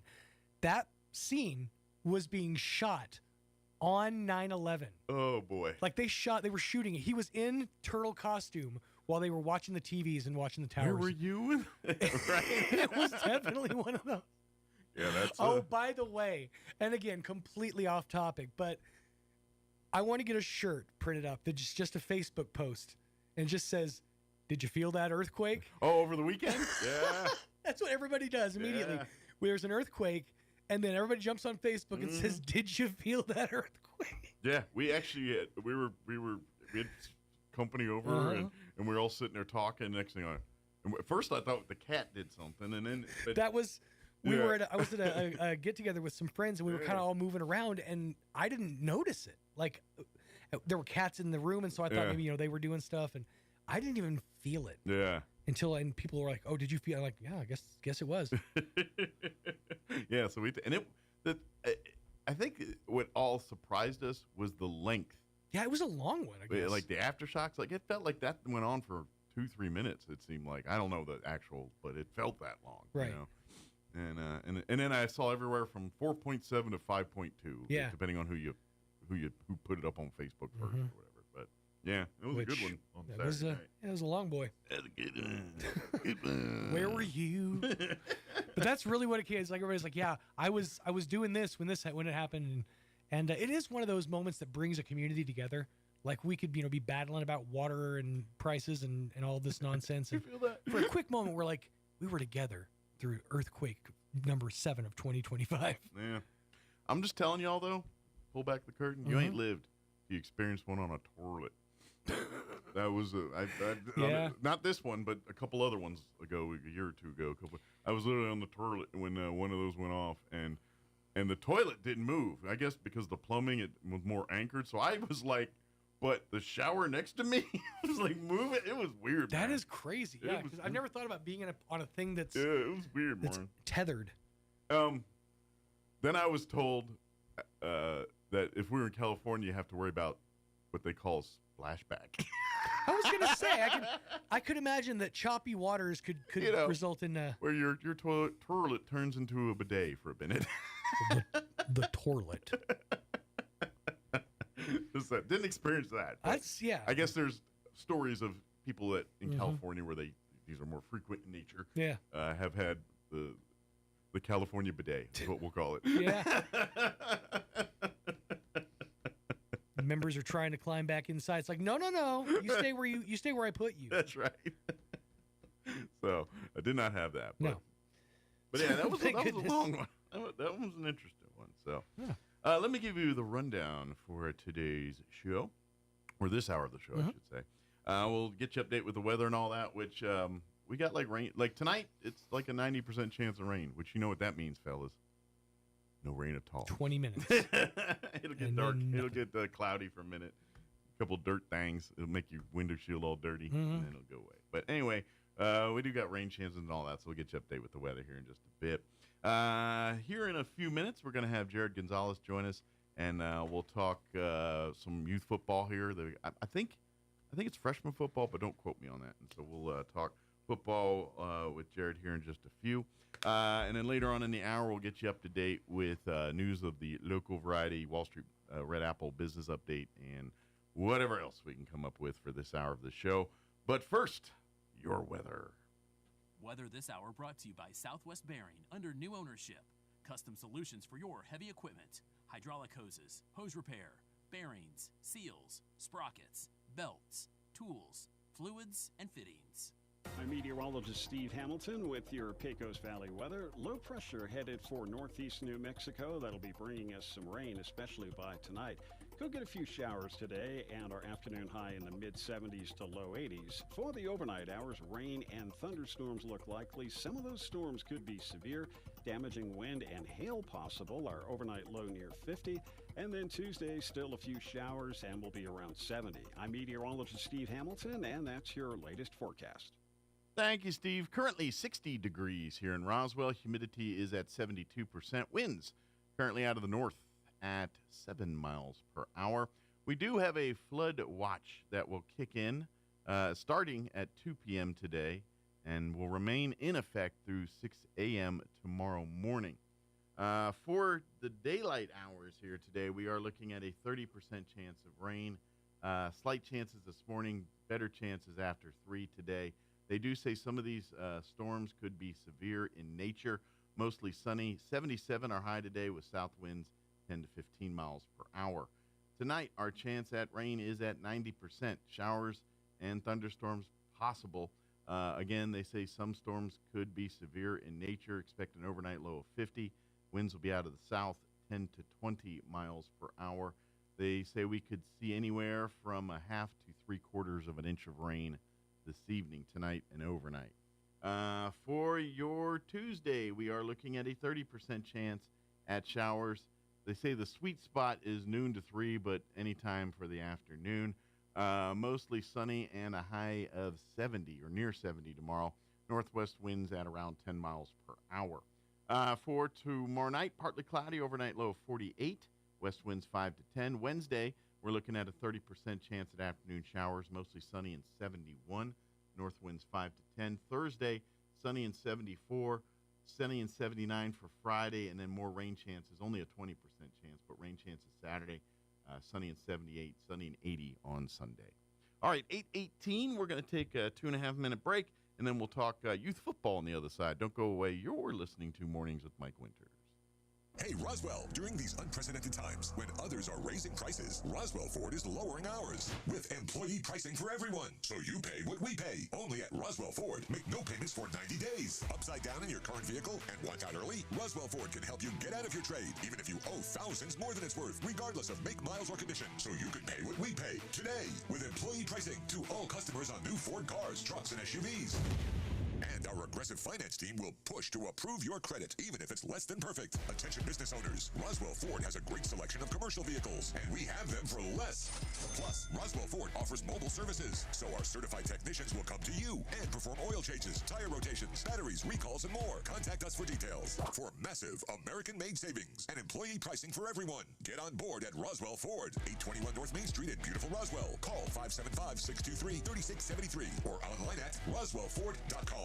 Interest accrues from date of sale on select vehicles. Trade balance refinanced to new low, subject to lender approval. Offers not combined. Expires in month's end.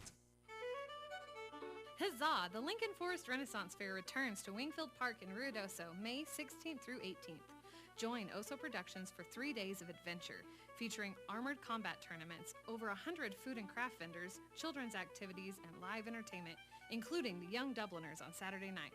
Sponsored by the Village of Ruidoso and Lincoln County Lodgers Tax. Fusion Medical Spa, Jack's Backstage, and Ruidoso Parks and Recreation. Tickets and details at LincolnForestRenFair.com.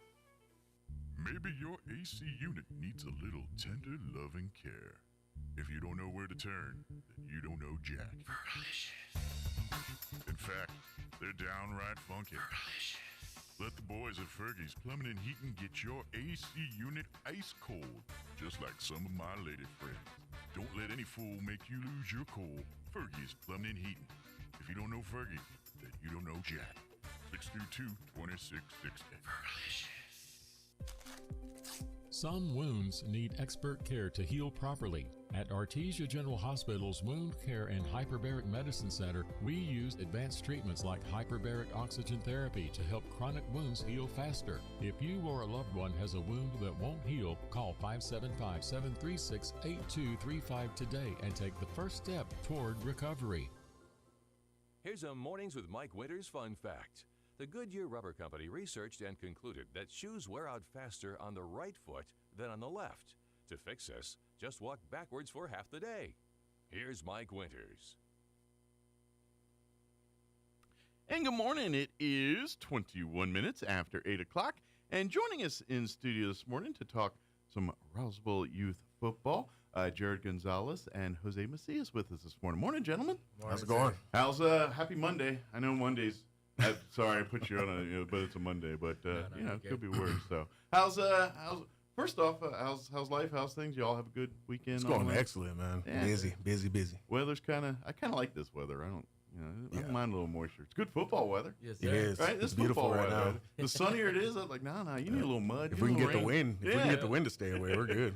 Yeah, it's good football weather. But yes, gentlemen, talking coaches here, talking some Roswell youth football. So I'm guessing is now kind of a time of year to start signing up youth to start getting up for the upcoming leagues. And right about now, we got started up on the Zia flag football. Okay. And he's leading the charge on that. I took over the flag football league here, starting it going fresh. We have almost 380 kids. Plus. That's awesome. I did open. It's growing. Yep. If people are listening, I did open it till 12 o'clock this afternoon because I have time to make rosters. Okay. So you can sign up. Yep. But this is the 2-minute warning. Not even. This is fourth and goal on the one. This is overtime. This is overtime. I was up till 2 in the morning this morning fixing rosters. So nice. But I extended it a little bit because I had some parents that said they had some issues. But extended till 12 today. And okay. That's the most that my vendor. This is the best we can do. Yep. This is the drop dead deadline. So if you've been doing it. This is literally as soon as these gentlemen get off there, get in touch with them, and let's get super this, quick. Get on up it. here. Get on it. Let's what's age groups for folks just hearing about it? They're thinking, oh, we got flag football in town. Sign me up. What's the different age groups? What's kind of talk about the commitment here. So we have about from 4U all the way to 16U, 17U high school. Okay, so almost to 3-year-olds. About to send them on to college or on to the next thing here. From almost 3-year-olds till about getting ready to graduate from high school. So this is like now for folks, you know, when you talk about like people in Canada, they play hockey and they literally like are born with skates on. Yeah. This is how they do it in Canada. This is how we do here with football. It's like you learn to walk. All right, let's put a helmet on that kid.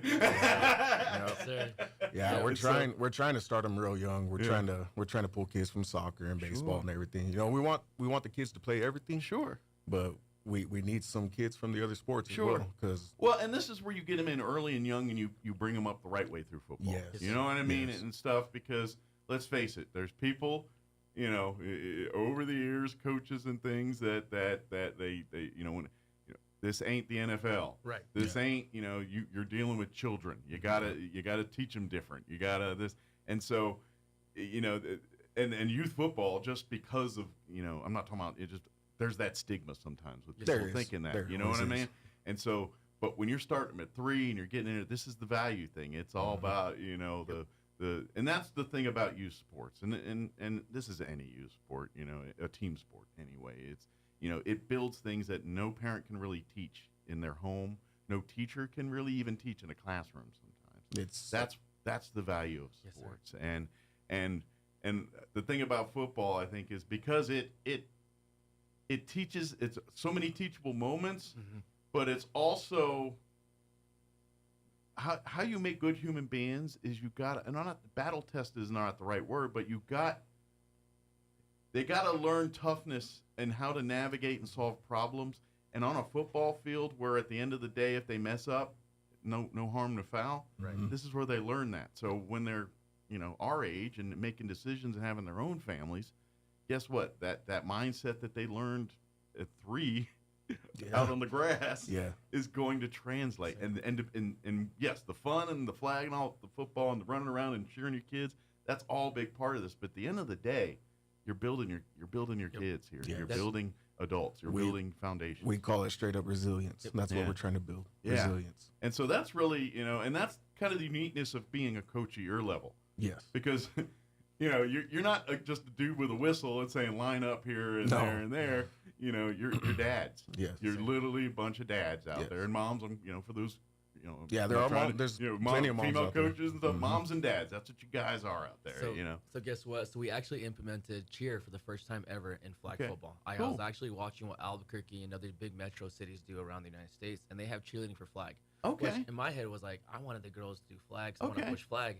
I had over 67 girls sign up for cheerleading within a month that we barely had promoted. So for girls, so if your interest is still cheer, we got you. But if you want to play, we still got you too. You know, so it's like if you want, so if you got the girly girls that love the girl things, guess what? We got you covered. But if your girl says, "No, I want to get dirty," then come on, put on a belt and we'll play some flag football. And you know, some of them girls are super athletic. Oh, some absolutely. of them are super athletic. There's a little girl that plays on his team. Well, she blows my mind. And boys, I'm going to tell you, boys and girls do not grow at the same No, rate. they don't. They do not. And there's a time where the girls are going to be bigger than you, stronger than you. And here's the other thing too. And again, I'm not trying to stereotype, but just the way the female body's built versus the male body. They're generally more flexible than you, and probably, you know, and so they're usually more. I got to give it to them. They're usually smarter. And you know what? Yes.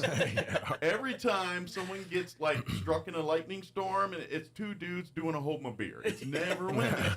It's always 2 dudes holding my beer. You know, thing. So yes, there's that mindset too. But you will catch up, fellas. But it's just the nature of the beast. We might always be a little faster. We might always be a little bit dumber, but it's not how you start, it's how you finish.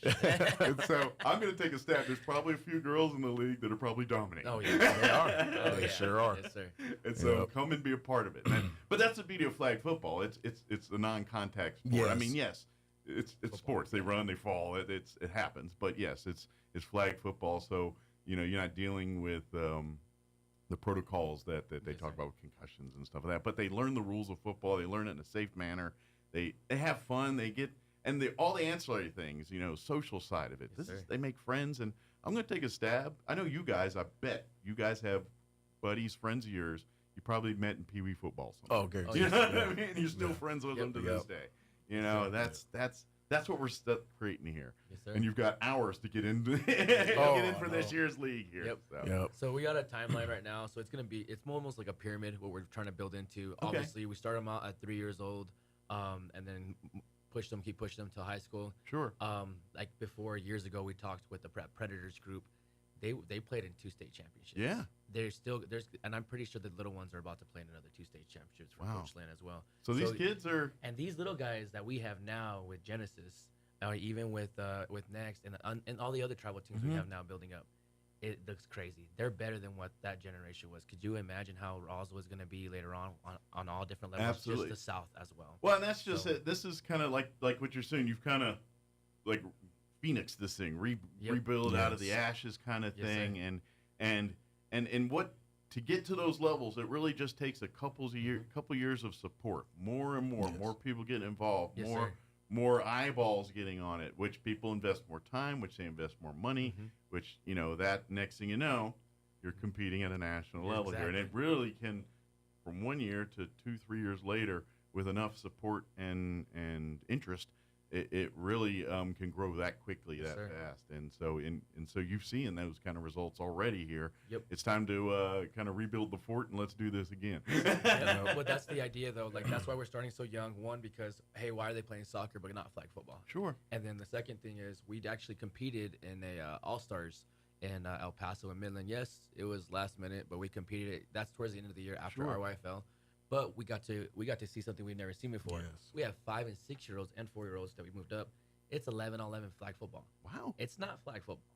There was some contact. Wow. No pads. My son was getting destroyed at quarterback. They were playing some legit football out there. Though. He was completing some 15-yard passes and getting hit at the same time. Wow. And he got up, shook it off, and I was like, dang, these kids are tough. But they got to see something different now. Absolutely. Because now this group went to go play this weekend, and they played it 3 years up. Sure. They took 3rd out of 10 teams. Well, and all of sports is about learning lessons. Yeah. One of those lessons is being humbled. Yep. Yes. And there's no better platform to be humbled than a sports platform, because it's a safe environment, but you learn. You're not, especially, that's the best. If people get big-headed, the best way you can knock it's sports.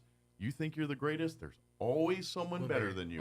Always someone better than you. So we're excited. We're excited because that's going to show us that's already built us a base and a platform. Yeah. But it also gives them a goal to aspire to. They're saying, okay, we got our butt kicked today. And there's something bigger than us. Next year, that's us. You know what I'm saying? They're saying, but so it motivates as much as it definitely is. Has. And that's what sports is, and that's what flag football is. And you're right. You start them at 3 here. Okay, exactly. That's at an age where yes, we're not rolling, tackling, and all this, but they're learning football. They're learning the positions. They're learning up the stances, which sets the table for the next thing. Like, all right, all you football fans of high school football and things like that, you want to know why schools like Artesia have 30-some championships and they're amazing? Because they have the blessing of really being a one-school town, high school town. Yes. And they're literally in elementary level learning the Bulldog playbook. Yeah, it's a program. It is a program. It is. They're learning it. And so, like you guys, they're starting probably a little older than 3, but not much. Mm-hmm. And they're already learning what the kids, Friday Night Lights kids are doing here.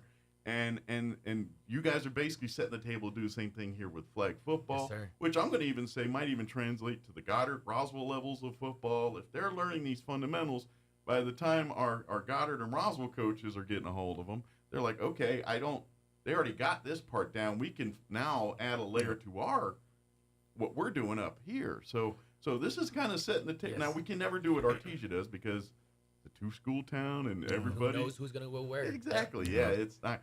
But through Roswell Youth Football, through flag football, through this kind of the Zia flag football, this is the kind of stuff that can kind of be Roswell's mini farm system, or quote unquote. We're trying, in all honesty, we're trying to farm southern New Mexico in general. Sure. Yeah, we want this bigger than that, but it starts right here, too. You know what I mean? So, we took the teams to Midland and El Paso. I had my tackle teams, and, we had fun. It was a great experience. I saw football that I never would have thought I've seen kids play. And, my parents supported the heck out of us. Our kids were getting rocked. Being straight up, our kids were getting rocked. But they kept getting up. And I'm like, okay, we're in this fight. We're going to throw down. But the style of football, it just showed me the ability of what we can do with these kids. Like these kids are capable and much more than we thought they were. We're holding them back. We are holding them back. So from here on out, we're looking straight development. And this is the juxtaposition I think every parent deals with. It's because you want your kid safe. You don't ever want your kid in danger. Yeah. But to teach them, you got to put them in the fire a little bit sometimes. Yes. You know what I mean? And that's what this is about. And like you guys are even learning. You're saying maybe we didn't turn the fire up enough a little bit. Maybe they can handle a little more that's heat. exactly what it is. You know what I mean? We've kind of been, what do you call it, simmering? We put our own opinions on these kids, and sometimes we got to stop. Yeah. I mean, obviously, you can never cross that line of safety, never. You know, No, and you never. and that's the thing you guys juggle. It's like, okay, we don't want to make it so hard that they lose interest. Yes, sir. Yes. But at the same time, we want to challenge them. We want them to not be the expert in the room. They want to learn from we want mistakes made so they can learn from them. Yes, sir. That's, you know what I mean? And so that's the juggle. That's the where at the same time we can do this at a level where they're competing with the best in the country doing it. Exactly. And that's what this is all about. So they can learn and this also gives that part where, the pressure side of it, and this is we as parents and coaches all work together. How do you let them feel that pressure so they understand what it is, but not let that pressure ruin them or not turn them. And that's what this is all about. It's a teachable moment, everything. But at the same time, it's the fun thing. We get to dress up and cheer our kids on as they run up and down the field and, be the proud parents and do all that. And so this is your chance to kind of do that. And We're very blessed as a community, too, because we have now the Zia Flag Football. We have RYFL, tackle football. I'm also on that board as well. Sure. I can't speak too much on that because everything has to be board approved. Sure. But the All-Star stuff, we're looking for football loyalists in a way. Gotcha. So, well, and here's the thing, too, because in anything when it comes to travel sports in general, the one caveat is it ain't cheap. No, it's not. Because if you're traveling, and they're traveling across the country and they're getting on airplanes, y'all know the cost. Do that every weekend and tell me how expensive that can be. Yes. I have a sister, a niece, actually, that does club volleyball and stuff, and it's the same animal here. And so I'm going to take a stab that financial support. So maybe your kids are graduated or they've got grandkids or whatever, but they need money for this. Even at the pool to help the clubs get organized because a lot. And I will tell you this, parents, when you're involved in this, you're involved in this. You're cheerleaders, you're fundraisers, you're the glue that allows your kid to keep doing this stuff. Without your support, none of this happens. So that's what we're doing as well, sir. So like for Genesis, for my art travel team in general, just Flag, we got tired of just like, I don't know, not being told no, but like, hey, sorry, we already expended all of our fundraisers. Sure. So he said, Ev it, let's go cut yards. Sure, let's make our own money. We cut 22 yards one Saturday as a team, made over $1,500 as a team. Now those people still want us to come back. I was like, dang, we did a really good job. You got a business now.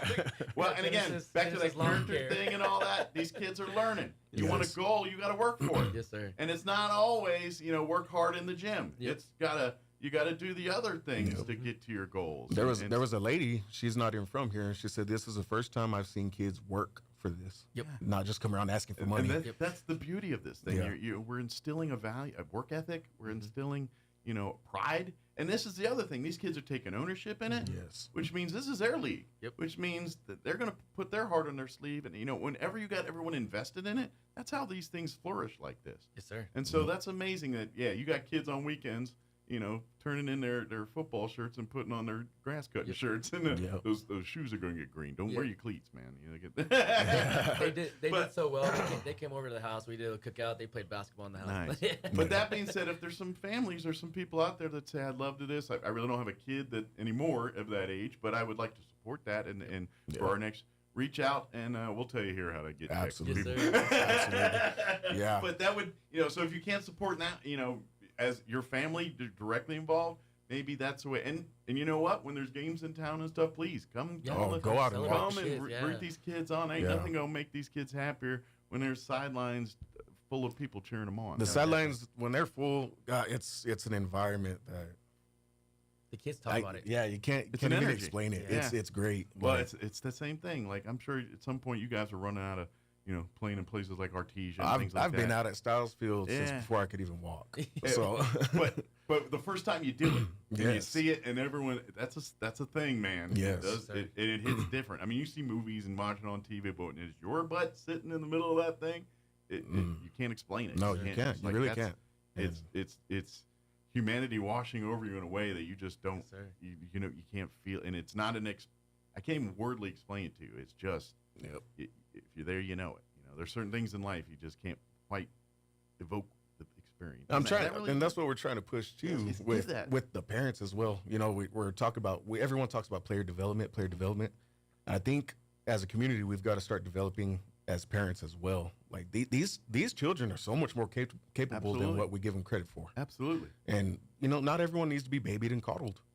We can push them. We can push them, and they're gonna succeed. We as parents, our goal is to always cheer for our kids, but I think the thing is we need to also cheer for all kids. And what I mean by that is that's where I think we as parents need to do better is be that adult. So when kids get juvenile, because that's what they do, we as the parents say, all right, this is that time where the line's crossed, and you say, and this is all youth sports. I mean, I'm not talking football. I mean, you hear it everywhere. Baseball games, basketball games, wrestling matches, football. It don't matter.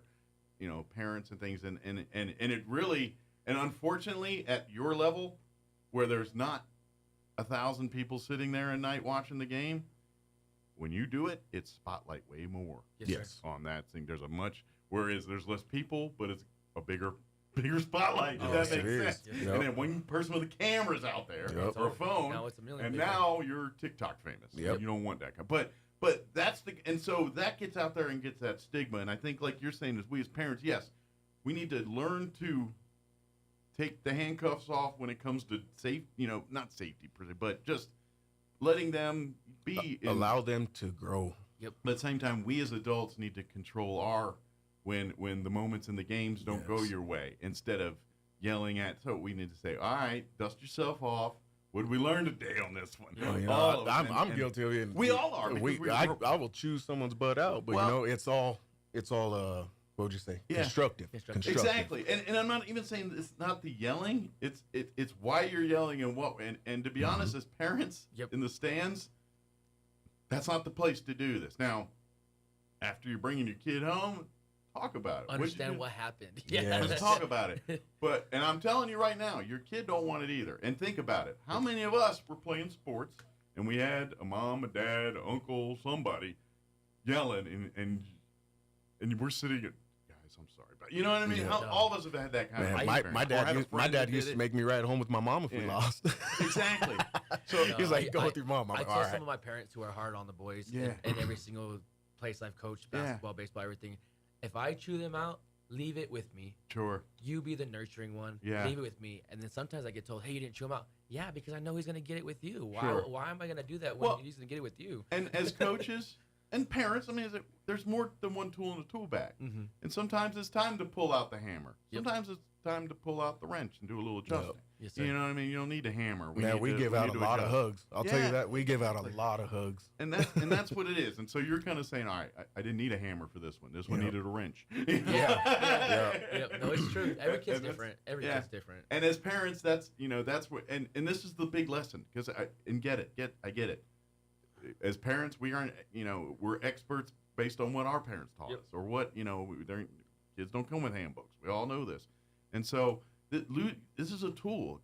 You guys, as mentors, where you are the parents, everyone else in their life are mentors, whether it's their teachers, their coaches, whoever pops up, their pastor, whoever that is in their lives is that thing. And so you got to work in concert with that. Yes, and so that's where this is that great opportunity. So please, as parents, like you said, let the kids push the envelope, but we as coaches and parents work together and say, all right, when we need to kind of put the goon hand out versus the loving hand. When is that we need to... And pay attention to both. Don't always just pay attention to when the kid's getting chewed out. Pay attention when the coach is having a good time, laughing, hugging on the kid. Yeah. And that's the thing. We always focus on the bad instead of the good. And there's majority, 9 out of 10 good. Sure. That one bad is that 1 million on TikTok.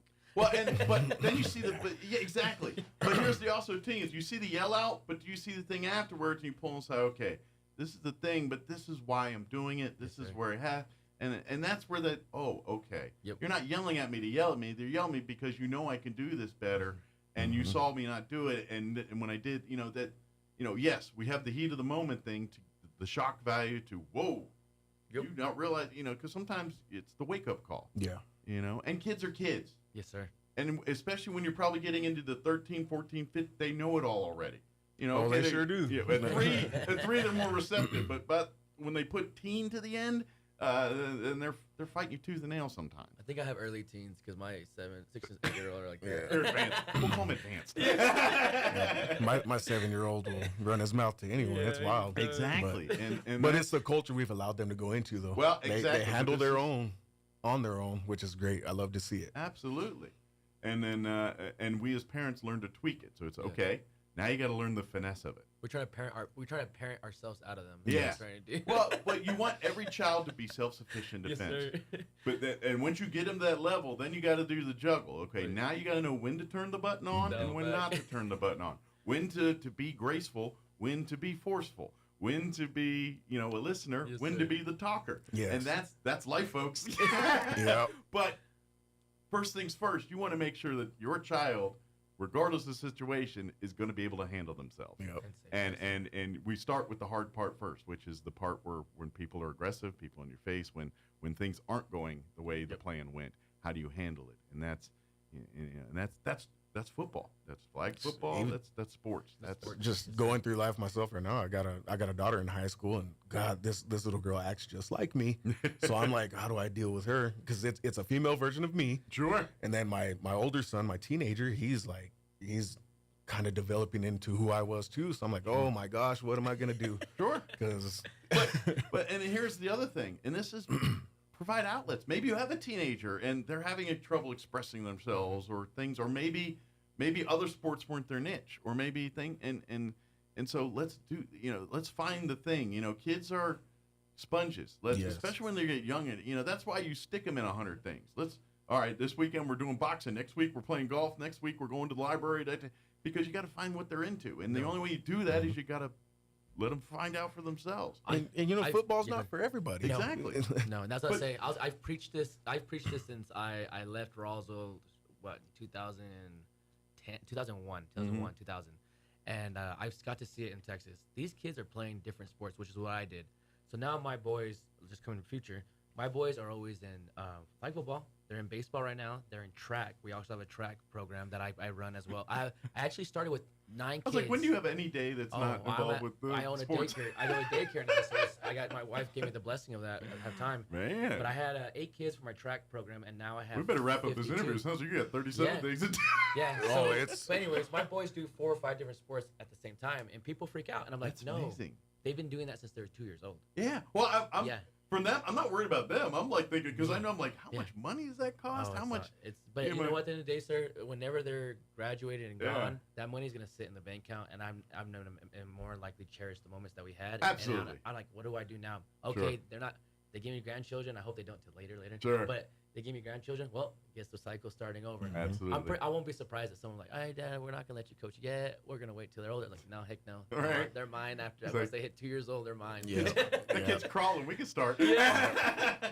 Yes, sir. But I just know that, with like my sister-in-law and all that, and they do the volleyball stuff, and literally every week they're gone. They're on a plane. Yes, sir. And so when you do that times 5 sports, I'm like, man, how do you pull that off as a family? We just make it happen, sir. Like I said, at the end of the day, we're blessed. We pray for everything that we pray for. If we I'm don't gonna have take it, a we stab. have it. You're a pretty organized guy. Like you got.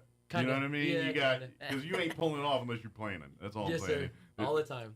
Like you actually use the calendar in your phone book. Like I think you actually use that. I think 3 different calendars.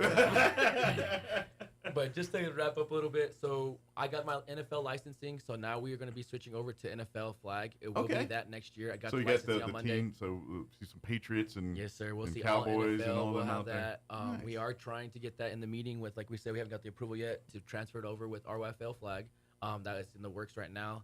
But it's gonna be awesome. They're gonna have their, like you said, NFL teams. It's gonna flip over. They'll have a home jersey and a away jersey. Oh, sweet! So you can save money. More bang on your Love buck. that, because that's half Exactly. the thing is you're spending. You got to buy 16 different uniforms and all that. But if Yes, we're sir. reversible in these bad We boys, don't have to worry about it. yeah. And the kids get to keep them, so they Nice. love them. So like a memorabilia for them to put Absolutely. in their I mean, I wall. think that are reversible, they're probably indestructible. Oh, yeah. You know what I No, mean? they Like they're are. tough as nails. They look just Yeah. like the NFL jerseys. Oh, cool. Yeah, and they got that thick material. Yes, Oh, sir. dang. Yes, sir. Yep. Shoot. And then with that, they can travel as well. Yep, and that's the thing too. That's why we brought NFL. So I'm thinking big. I'm not thinking little. Right. If I could get a regional here and we could start going into the regionals, now my teams, we used to travel to Alamogordo, Ruidoso, Mhm. Albuquerque. Now we have it here at hometown. Okay, you guys want to compete? Let's go compete at Roswell. We used to have the biggest tournament here. We Sure. we can hold that. Absolutely. Now whoever wins that regional gets to go play at the Pro Bowl. Oh, we wow. have that capability. So you might be now. sitting, see him there in. Yes, sir. Well, I guess it's not always just in Hawaii anymore. They move No, around yeah, and Vegas, stuff. But, Hawaii, Hawaii's fine. yeah. Just take me to You're Hawaii every surround- time. but you're Yes, surrounded sir. by the And pros. they pay You're for it. They surrounded pay by for the it. How media. cool experience is that for these Yes, kids? sir.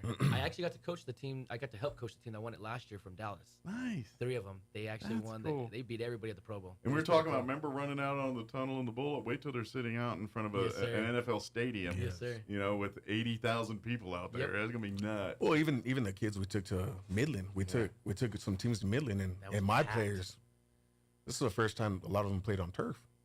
It was amazing. Like That is they're- so cool. oh. Well, and I ain't gonna lie, like, and pull back the curtain. I mean, and this is adults or just because I remember about 10 years ago. Now I'm a Commanders fan, but I'm married to a Cowboys fan. All right? So a couple of years ago we did the tour of the stadium and all that, and I was a 3-year-old out on the field, and I hate the Cowboys, but I was a 3-year-old running around on that field. You know, it's like.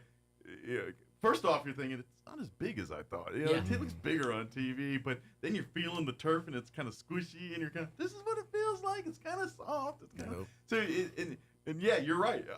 The kids are going up, but I was a 50-year-old man just as excited Yes, sir. as they were to be on that We field. play there. We play there twice a year since my boys have been born. All of them. That's so so they, cool. it's a tradition, and we get to visit my uncle at the And they same get to time. go all the And time. they've won. I've won 10. They've won 7 championships. Do over they there. get to like dress in the locker rooms and stuff? They get like to go to the locker room like the and visitor walk locker room. Probably in. not the Cowboys one, but the Well, visitor locker I got room. so good with them. I started going in different areas. We go to the Okay. restroom, go check out different areas, and they're just like, "Oh, that's so sweat. It's the Genesis group. You're good." That's they know all the boys. Yeah, I've seen them, but they look cool back Yeah. there. I was like, I didn't know if they actually let them like in there. It's yeah, like, oh, it's just you one know. of those ones like you got to know where you're going and who, That's who you know. That's Dak's locker right Yes, there. sir, yes, sir. Mine now. The, pretty you know, cool. the other prideful part we get out of coaching though too is we get to go watch a lot of our kids Friday night. Yep. Oh yeah. We get to see Yeah, a you'll lot of see our the kids Friday you night. know, they're lining So, up on state championships popping up and everything. Oh, I think it's funny because everyone's standing up cheering. I'm standing up cheering too, but I'm actually teary-eyed. But Yep. people don't see that Sure. because it's just an awesome. So I moment. imagine y'all got to play a little Switzerland on like Roswell Goddard that Yes. night, Yes. that Friday I do, night. and Nimmy. Yeah, and the Nimmy night too. Yeah, you guys play a little Switzerland. You're like, Yes, sir. I got this uniform. It's like blue and red, and yeah, now it's got black and further. Yep. Nimmy see, and I bleed red. Yeah. I'm You're Russell. coyote through I'm and coyote. through. I graduated Yeah. from Goddard. I transferred here from Texas, but I graduated from Goddard. Gotcha, so it's so- just funny. So I got thrown into the Yeah. to the rivalry, even We- with Artesia. I'm like, I don't hate Artesia. I don't know where that came from, but I have to, I guess. Well, and I will tell you this: no Roswell school likes Artesia, but no one hates Artesia like Carlsbad hates Artesia. Hey, we found a common ground though when they when they played All Stars with us, Carlsbad and Artesia. They found a common ground. We're like, we don't like the North. I agree with you on that. That's our universal common Well, enemy. and I laugh to this day because I think it's still floating around on the internet out there. But there's this video that I think it showed up about 8-10 years ago. And it's a scene from a movie. I can't remember the movie, but it's like Hitler going off on this rant in German in where the they changed studio. it, they But they changed- can't up it to the North versus South, and the North's Oh, yeah. complaining because the South keeps winning the championship, and Hitler's going off. It's funny to watch. And that's the reality of it. That's why we did this All-Star thing. Yeah. And I will stand by this. We have the best players in the state in southern New Mexico. Absolutely. I just prove it right now. We just took a 10U team up there because they were running their mouths, and we ran through all of them Nice. just this Saturday. That's amazing. And our 6-year-olds played up to 8U. We had 2 7, 8-year-olds, but the rest of them were 5 and 6-year-olds. And we played against their 9-year-old best team. We only lost by 2 touchdowns and took 3rd place. We Wow. lost to the champions. And they were literally out-aged and I said we outsized get- and everything else. No, if yeah. we were just a little bit bigger, we beat that team. Yeah. But they just outsized us. Not even age us. They just outsized us. That's fine. They're way younger. They're a more mature team. Yep. So they're farther along the process. And these guys are barely even got out of pull-ups. They've got 2 or 3 years to play in that age division. If we wanted to, So imagine when they are actually the age of the age in the division. Well, and that's it. It's time to kind of take that the Friday night light support that we see in Artesia, and we love it. It's time to let's start it earlier. Let's start it with the flag football. Let's start it here. Start them, let's, like you said, they can start as early as 3 years old. Yep. In the program here, and then obviously as they're getting older, they're doing more in the program. Yep. But that's the idea. We're changing the culture too, though, sir. Not just with players, all around development. Like I said, parents. The other big thing that we didn't say was coaches. Gotcha. I did have a coaches clinic and a coaches meeting already of how to run things, and then I also asked for them from set advice because obviously I don't know everything, and I want to know what works for them or what they think works. But I've seen certain things that have been happening a lot of times that I'm like, hey, we need to fix this. Sure. We need to stop doing the, scrimmage against each other type of practice. We need to start doing development. Hey, cone drills, catching drills. Sure. Stop the doing fundamentals of football. Yes, exactly. Then we can scrimmage and do that later, and it'll fall all together like a puzzle piece. Sure. But that was a big thing, and it's not just here. Sure. It's all over the United States. I was talking to my buddies in Dallas. I was talking to my buddy in Georgia. It's a universal. It is, and it's just the trend of football because our coaches aren't being developed anymore to actually explain the game to the kiddos. Well, and this is it. And it's the beauty and the problem of volunteers and stuff. Because half of them are it's parents that their knowledge of football is what they watch on Saturday and Sunday. I've always made the joke. I laugh at the coaches that come out with their Madden playbook. Yeah. That is not going to work against my defense. Exactly. And so you have to retrain them and to say, no, you're not coaching grown men in their 20s, that are millionaires. Exactly. You're teaching the life skills to kids through the platform of football. And that's what you're doing. And that's what you said, life skills in the platform. So I've learned a lot, even with little ones. The older ones I used to come up here that we did the last talk show with years ago, 8 years ago. I've learned now to, be a little more patient. Everyone told me. But also, too, they had told as you get older, you get wiser. Yeah. So the other thing was, make it value to them. Explain why you did that. Explain why you're explaining that. Because you're supposed to run a slant route. You're supposed to run all the way over there. Why am I running that? Sure. Then if you start explaining, hey, if the safety drops down, then go over top. If the corner bites on the go, we have the open on the slant. Artesia does it to us all the damn time without slants, and our corners bite and don't know how to read it. And this is the beauty of learning the football. But this is how you teach the nuance of football. Yes. It's every like step has a reason. It's like chess. Yes. Yes, you can learn what each piece moves in about 5 minutes. But how to make them do what they can do, and make them move where you want, you that's control the the game. Yeah. Yes, sir. And that's football. Yes, sir. Yes. And there's many different ways to do it. There isn't, and that's the beauty of football. You look at the NFL level. Yep. A running back on one team may have a completely different role on a different team. Exactly.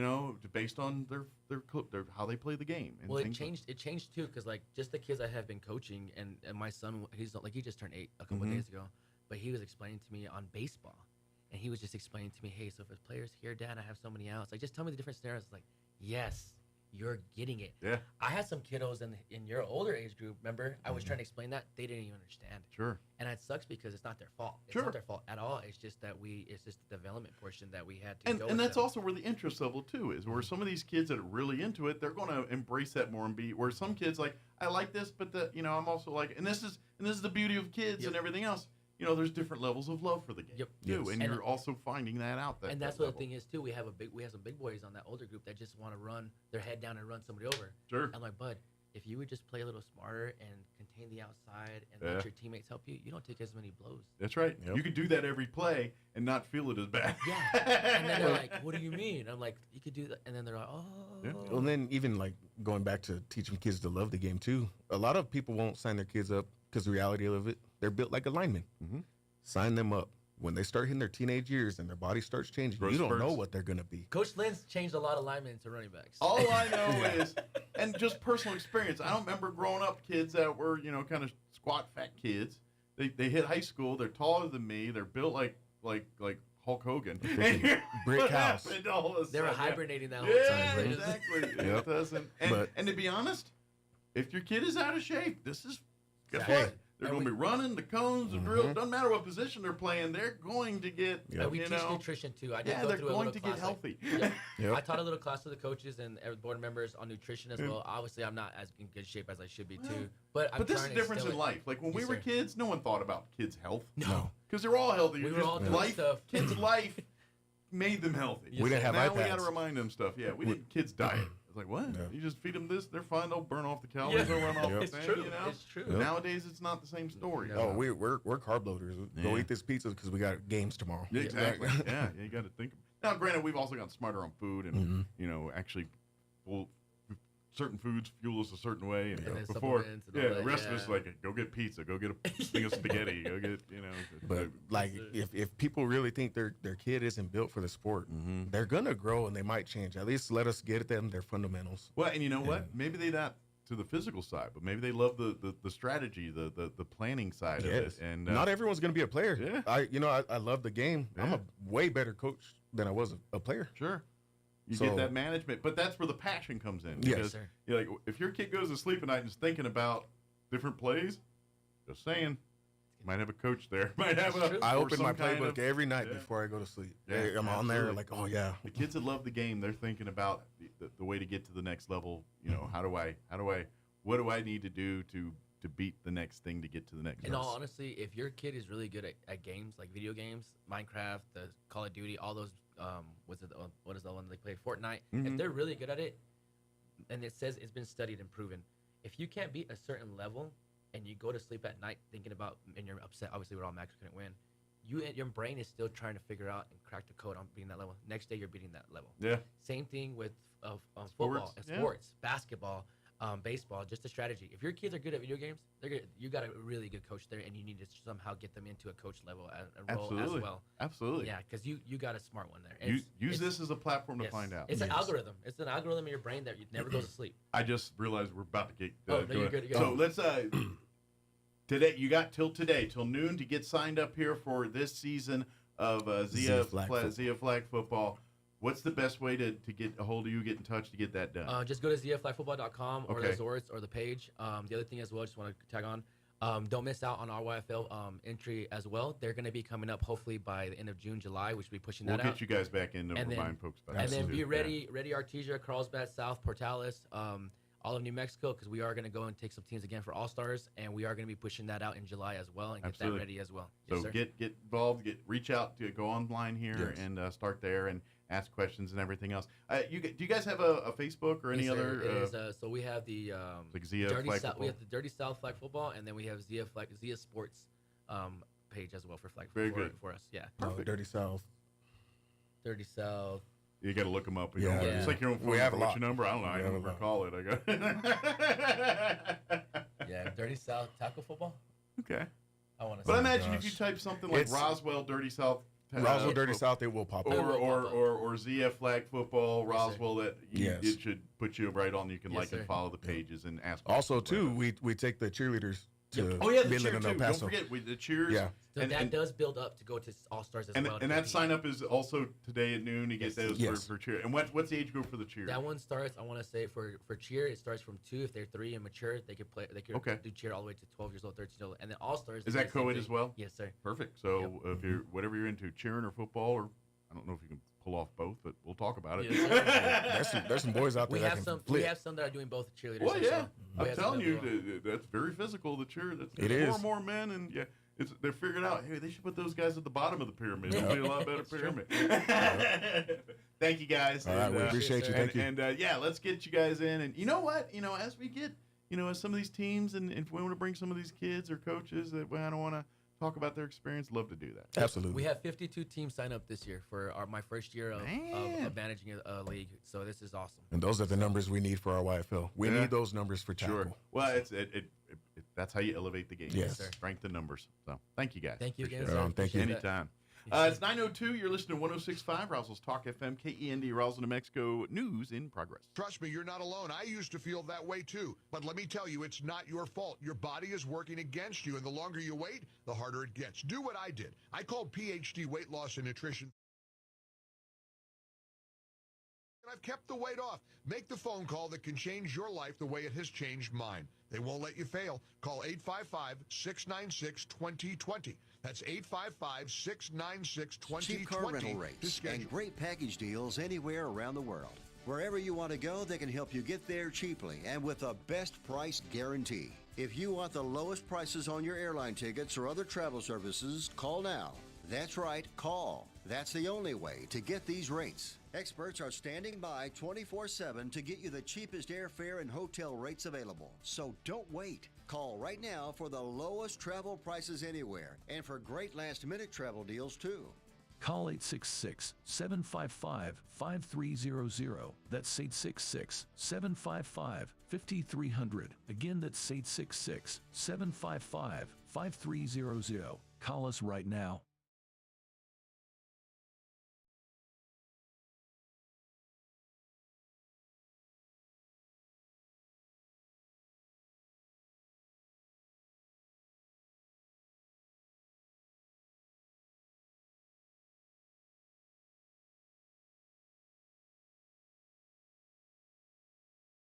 Of these 13 men inside the shaft. The BBC's Leonardo Rocha. Dozens of protesters have marched in the Haitian capital, demanding an end to persistent gang violence in the island.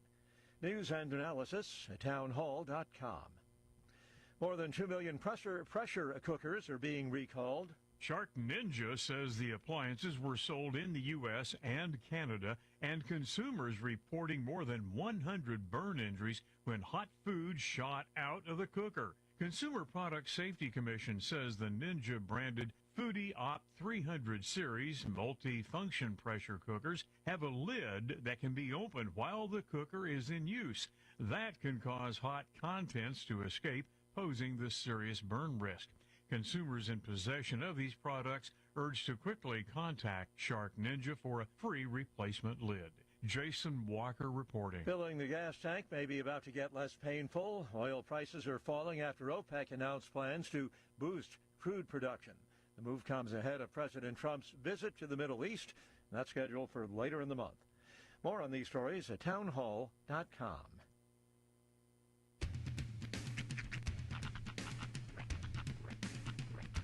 What in the wide, wide world of sports is going on here?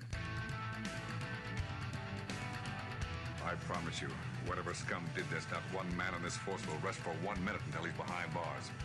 Now let's grab a bite to eat. Yeah, come on. I feel the hot wind on my shoulder and the touch of a world that is older. I hit the switch and check the number.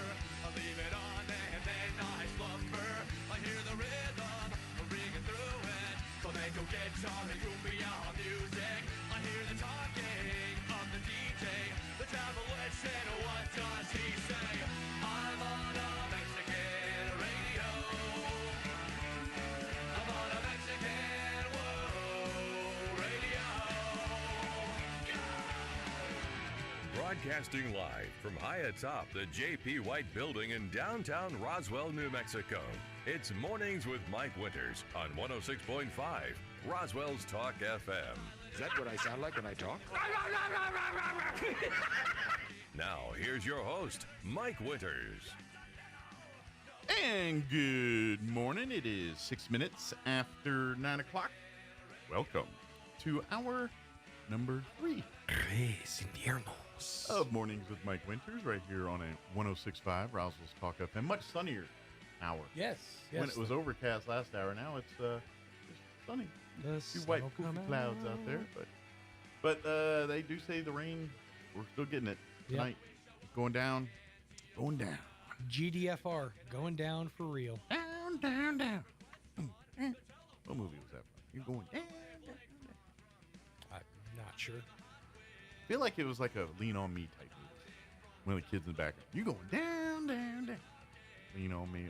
It's an older movie. Maybe Lean On Me. I'm not real sure. Which I've talked more about that movie in the last 3 days than I've talked about in last 30 years. I mean, it talked last week when Roy was asking about movies, and we basically hit every 80s teacher in a in a inner city school that's having issue movies from the 1980s, 90s, and early 2000s. Although, from Dangerous Minds to the Lean on Me to Stand and Deliver, the one with Edward James Olmos. There was another one in there too I missed. But anyway, so the one that stands out for my generation specifically is Dangerous Minds. Number one, because it gave us two things. Michelle Pfeiffer. It gave us Coolio and Gangster's Paradise, but it also gave us the concept. Michelle Pfeiffer, I don't know if she invented this, but this is where I picked it up. The concept of turning one's chair around and sitting informally so as to project, I'm just one of you. Sitting backwards in a chair. That was like a big thing for me back in the day. Well, and to be honest, that is the 50s cool guy move. Uh-huh. Is like you go into the sock hop or into the soda jerk place, and grab the chair, turn it around. If you're not at the bar, you go to the booth and grab the one chair and turn it around. Mm-hmm. Well, actually, okay. So that move, if we're talking about booth sitting, the move there is the Screech move, which, if you don't remember correctly, if you don't remember from Saved by the Bell, Screech sat in the booth behind the gang. Oh yeah, and looked over the side. Yeah. Which I always thought was kind of like, that's the Screech scene. Well, that's when you have a group of like 6 or 8. Yeah. And the 4 or 6 just don't fit in the booth, depending on booth size of said booth. Sitting informally was was a big game changer for me. If you remember correctly, when I started in radio, my first chair, it was a backwards chair. I made sure to. Problem was, it was a stool. It was a stool. It was a stool with a back, but it worked. It worked as a backwards chair. It's a little tall, so you're kind of dangly. But that's the thing, and I was pointing this out to a friend the other day when I was sitting on their tailgate. I'm like, it's not very often in this world that I get a chance to sit and dangle my feet, and it's kind of nice. When you get that chance. It's not that big a deal. Well, I know to you, sure to you, many chairs make you feel like Lily Tomlin. I'm doing it right now. Right. I don't get a chance to dangle that often. So when I get a chance to actually dangle my and feel my feet, like the weight of my feet, and kind of, that's just nice. You don't get that very often when you're up here. I always like whenever I go to like the beach back in like the Carolinas or back east, they always have those. They're called Adirondack chairs, and those are the ones with they're like the wood with the lean back on them, but they're all that wood slatted chairs. But like whenever you go to the beach, they always seem to be some places where they have ginormous versions of those, and I'd always sit in them and dangle and look like a tiny man in a big chair. Now, I just look really really tiny in that one, but like even normal sized men would be tiny men in that. Oh yeah. Yeah, I like a good Adirondack sit, but usually they're not far from a place where you can ride in a monster truck. That's fair. Sometimes, and various meats on sticks, things like that. Yes. So. But back to teacher movies. Dangerous Minds begat one of my favorite movies of all time, and a much underwhelming movie, or under talked about movie, underappreciated for sure. All right. High School High. Oh yes. Starring the great John Lovitz. I would argue. Hold on, before I make this statement. Okay. Let me think. As far as movies starring John Lovitz, it is his best movie. Well, I mean, yeah, that's. I mean, not movies with John Lovitz in it. Starring John Lovitz. Huh. That's got to be the one seat. Are there any others that he stars in? I legitimately don't think. I don't think so. I don't think he's got any. He's always a side character. I keep thinking of Wedding Singer, but that's a side character. Ever. Even in his quote unquote more serious roles, like League of Their Own. Mm-hmm. He's a side character. He's you know barely what? in him. He's a main character in Rat Race. Well, that's an ensemble. But it's an ensemble cast. But he's one of the main guys. The main characters. Yeah. But put it this way: ain't no one going to see that movie for John Lovitz. No. I'm looking at all these that have covers, and the only one with him on it so far has been High School High and Rat Race. Yeah. It's not a League of Their Own for sure. That was another ensemble. Very big part in that. Grown Ups 2. What's the one where he has a robot Benchwarmers, not a main character. No, in he's that? not a main character in that. No, he's. So yes, Wedding Singer. Yeah, I'm trying to think. Now I'm like, how many John Lovett movies with John Lovett in it? Oh, there's a ton with him in it. Yeah, but yeah, Dickie Roberts, former to child be honest, star. I think he's in almost every Sandler movie. Oh, almost. Yeah. Oh yeah, for sure. Yeah, almost not everyone, but Okay. This is the first one I've come across with him on the cover, besides High School High and Rat Race. Tales of a Fifth Grade Robin Hood. I have never even heard of that. It's a Tubi original. Ooh, Tubi has originals? And you know what? It's not even him on the cover. It's a kid holding a picture of him on the cover. It's Lovitz. It's a movie about a fan of John Lovitz. It's Lovitz by proxy. So yeah, no, that should be the name. He should start a movie called Lovitz by Proxy. Lovitz by proxy. Being John Lovitz. There's your time. There's your title. I just got to write a movie here. Lovitz by Proxy. There you go. Winner of the Cannes Film Festival. Lovitz by Proxy. You have to come to terms with that at some point, that you're like, I am a supporting actor. Yeah. I'm never going to be. And he was an SNL player. Sure. Yeah, that was probably the last time that he was like a featured act, I would say. And he had one or two staple characters. If you go back, and again, this is on that SNL documentary, the very last episode, it talks about, I believe it's the 1986 or 87 season. It's one of those. And they completely wiped out the cast. This is the first season Lorne Michaels had been back for 6 years. Okay. And so there was a lot riding on this season. And he got a lot of relative unknowns. And also John Lovitz, who at the time was also a relatively unknown person, but had some stand-up But work. I think he still had the that's the ticket guy or whatever it was. That's the one recurring character of that season that sort of saved it was the compulsive liar. Yeah. Yeah, that's the ticket. Yeah, that guy. Yeah, that was that season that he created that character. Okay. And to be, I think that's his high watermark of characters. Oh, for sure. That's the ticket Was guy. he ever a star of one of those movies? Because I was watching another thing that was talking about all the SNL movies, and there's ones you forget about, like Stewart Saves His Family. Yeah, I do. I remember it, but I did forget about it. Or It's Pat. They did a whole movie about It's Pat. Yeah, I remember that movie, and I've seen it because it was one of those movies that got hard and heavy in the HBO rotation there for a minute. Yeah. And you could not turn on HBO, and It's Pat in some way part of that movie that thing was on. And that whole Urkel meets vibe that they kind of that thing is. Yeah, I hated that. I always hated that. Yeah. There's certain characters in history that I've just never that I just could not wrap my head around liking. That's one. The other one is, and it's Martin Short, and he plays that. It's Ed. Oh, Ed Begley, or not Ed Begley, or Ed. What did they call? I know who you're talking about. Ed Handy. Ed something. He always had the pants hiked up. Yeah. He had the hair. Ed Brimley. Ed Brimley. Yes. Yes, very much. Yes. Yeah. I never could like. I never liked that. Which character. I think was a ripoff of Wimpy from Popeye, like a loosely based maybe Wimpy-esque type thing, amalgamation of a Wimpy. I think that's. But anyway, let's wrap this. Yeah, we're rambling because we will do this all day. John Noble, both John and Crystal here, but Yes. John's in because it's Roswell Seed. John's in the captain's chair today. John and the boss. Handler, that's the term. Yes, Ed John and Grimley, Crystal yes. join us here talking Roswell Seed. We'll get an update from them here in just wee minutes. Also, this hour we get you up to date news, the local variety, weather, whether or not you like it, another story. There it is. And whatever else we can come up with for this hour of the show. Yes, indeed. Here it is, 9:16, your weather. Weather this hour is brought to you by Bob Reed Pest Control. Pest management for all of southeast New Mexico. No job is too big or too small. Find them online at bobreedpestcontrol.com or call today 575-623-5344. Serving all of southeast New Mexico.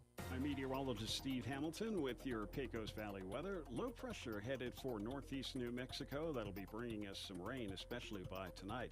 Could get a few showers today and our afternoon high in the mid-70s to low 80s. For the overnight hours, rain and thunderstorms look likely. Some of those storms could be severe, damaging wind and hail possible. Our overnight low near 50. And then Tuesday, still a few showers and will be around 70. I'm meteorologist Steve Hamilton, and that's your latest forecast. Thank you, Steve. Currently, I didn't scroll up enough. Hold on. Currently, 63 degrees here in Roswell. Humidity is at 68%, and winds are currently out of the east at 6 miles per hour. It's a lot of sixes. We do have a flood watch that will kick in at 2 p.m. this afternoon, and that will remain in effect through 6 a.m. tomorrow morning. We are looking at a 30% chance of rain this afternoon. They say mainly after 3. Partly cloudy, 77 for a high, southwest winds 10 to 15. Now for tonight, we're looking at a 90% chance at showers. And they do throw in the caveat some of those storms could be severe in nature. Looking at an overnight low of 50 with south winds 10 to 20 miles per hour. They say we could see anywhere from a half to 3/4 of an inch of rain tonight. More so in other storm amounts. 30% chance of showers for you Tuesday. They say mainly for the afternoon, about noon. Noon to 3, the sweetest of sweet spots, but a chance all afternoon. Mostly sunny and 70 for a high tomorrow. Northwest winds at around 10 miles per hour. Wednesday, we're looking at a 30% chance at afternoon showers, mostly sunny and 71. No talk of the rain on Thursday, just sunny and 74. More no talk of the rain on Friday, just sunny and 79. And then 20% chance of rain Saturday, sunny and 78. Sunny and 80 on Sunday. So I ain't going to lie. All week temp-wise, 70s, 80. It's nice. Outdoor stuff and weed stuff. All right, 9:18. We're going to take a 1-minute break, and then speaking of weeds, we'll tell you how to get rid of them. Roswell Seed will be joining us. John and Crystal Noble will join us on the other side. Don't go away. The ultimate Wi-Fi experience is now available to you thanks to Smart Home Wi-Fi with Plateau. Get fiber-to-home technology 100 times faster than average household internet speed. Plateau has multiple plans and options to fit your family. With Fast, get true 100 megs per second download and upload speed. With Faster, get true 500 megs of download and upload speeds. And with Fastest, you get 1 gig. Learn more at plateautel.com. Get the speed you need with Plateau. Tried, true, trusted. Hi, I'm Chef Anthony Noble at the Valley Cafe located at 801 West Brasher in Roswell. We want to welcome you for dinner 5 to 8 p.m. weekdays, except Wednesday we close at 2 p.m. If you haven't tried our food yet, I hope you come try one of our dinner entrees, pasta, soups, salads, burgers, and sandwiches, and our weekly specials as well. Let me make you great dinner. Visit the Valley Cafe at 801 West Brasher, the Orange Building across from Church on the Move in Roswell. Can't see us in person? Find our full menu on DoorDash, Grubhub, and Uber Eats. Here's a Mornings with Mike Winters fun fact. Linen can absorb up to 20 times its weight in moisture before it feels damp. Now, you don't have to get up in the middle of the night to go to the bathroom anymore. Here's Mike Winters. And good morning. It is 20 minutes after 9 o'clock, and joining us in studio this morning today, officially wearing the hat of the Roswell Seed, John and Crystal Noble back with us. Good morning, guys. Good morning. Good morning. I was just looking at that thing. Was I getting in your bubble or what? No, you're getting in your tinkering mode. I know that look. No, I was just trying to figure out what the little clippy thing was on there. Yeah, that's to connect your audio. See, like the mic is screwed in on that one on the back, but the cord that connects the audio part comes in through that adapter, right? Better be nice. I'll disconnect it. Call that a mic cable, or they got other names, but we just call it power. I'll have the power. I'll just push the button. Yeah, and sometimes when you hear me cut out, because this button, because I'm constantly doing this. Yeah, moving on around. Occasion, I hit that button and I knock me off the air doing that. But I wheel around. It just happens. Yeah, it's all right. But yes, today wearing our Roswell Seed hat. Now, don't get me wrong. If you got Humane Society questions or anything, they can both help you. But today we're talking Roswell. Essentially, we both work at each other's jobs. Almost. Exactly. Yeah, it's pretty bad now that because I get the call, I'll get a call, and I'll be like, Roswell Seed, and they'll be like, hey, where's that girl? Is this Crystal? And I was all like, which one? The blonde one. Okay.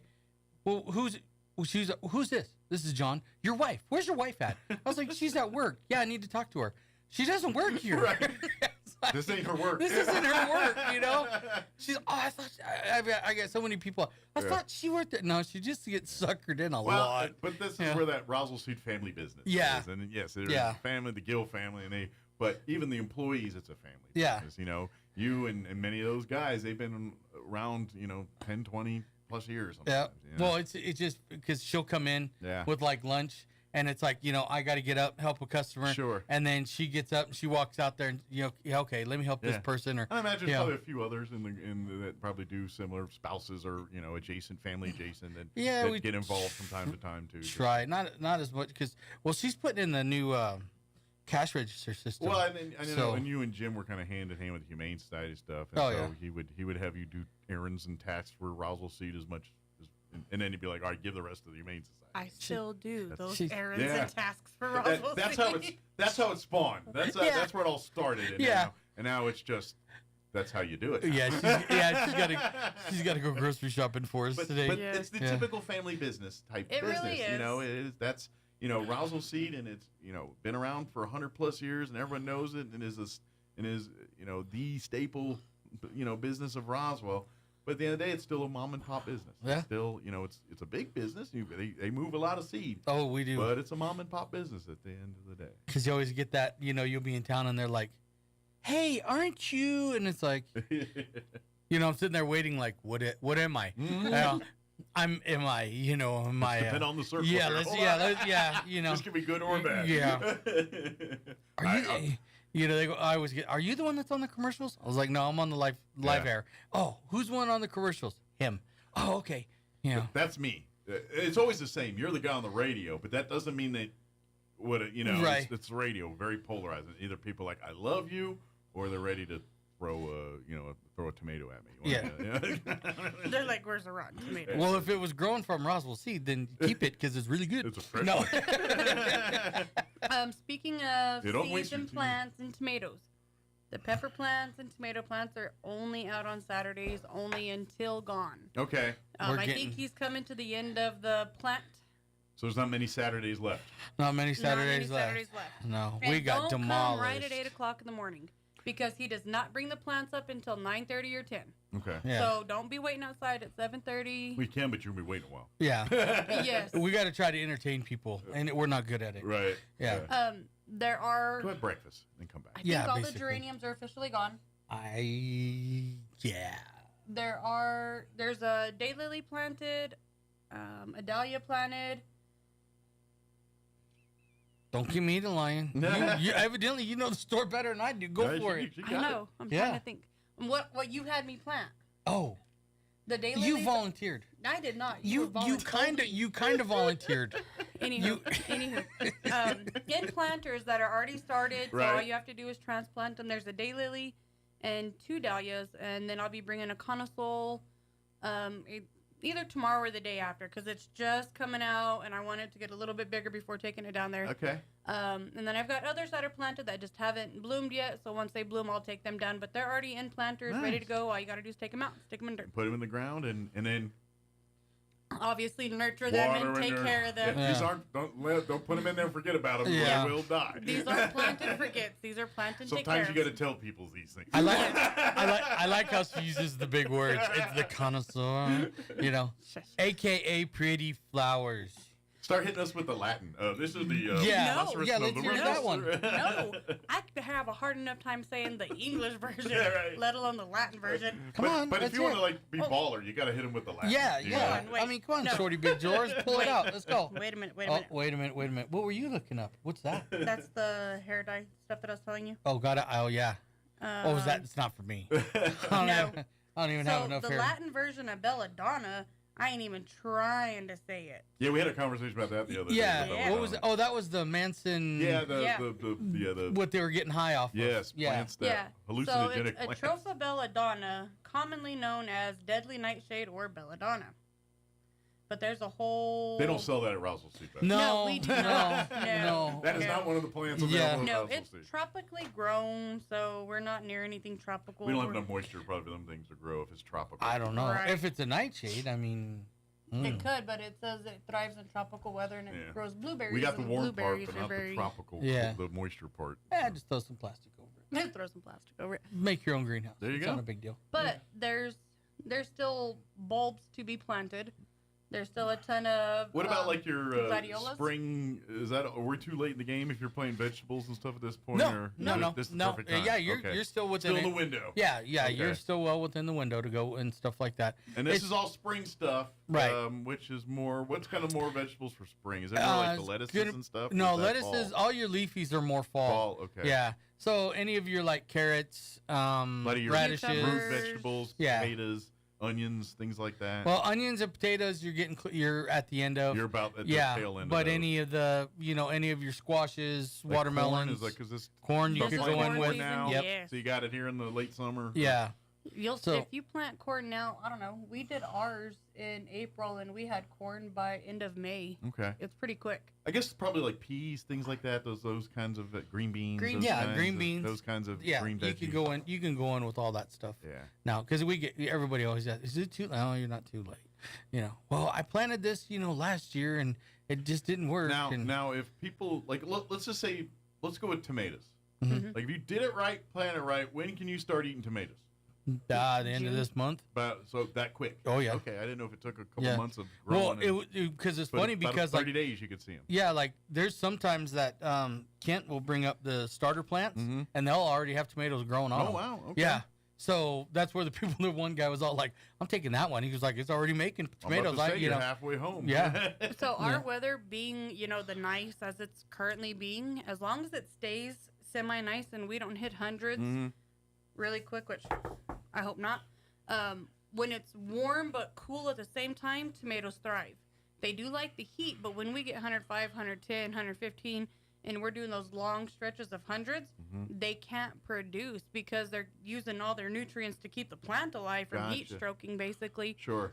So the last couple of years, when we did tomato plants at home and it was so hot, we didn't start seeing fruit until August, September, so some and of even those you into might October. want to start them in planters indoors, and then as it cools down, then transfer them into the soil a little bit. Some people do where they have just like the 5-gallon tubs, and they'll put their tomato plants in there so they can move them in and out. Roll them over the porch, roll them in the patio. Yeah. So it's not a bad idea. Yeah, lick you don't mind the work. Yeah. Morning to noon shade. Better yet, afternoon. just set them on one of those little carts, and you can literally roll it. Everywhere. Then we save you the effort.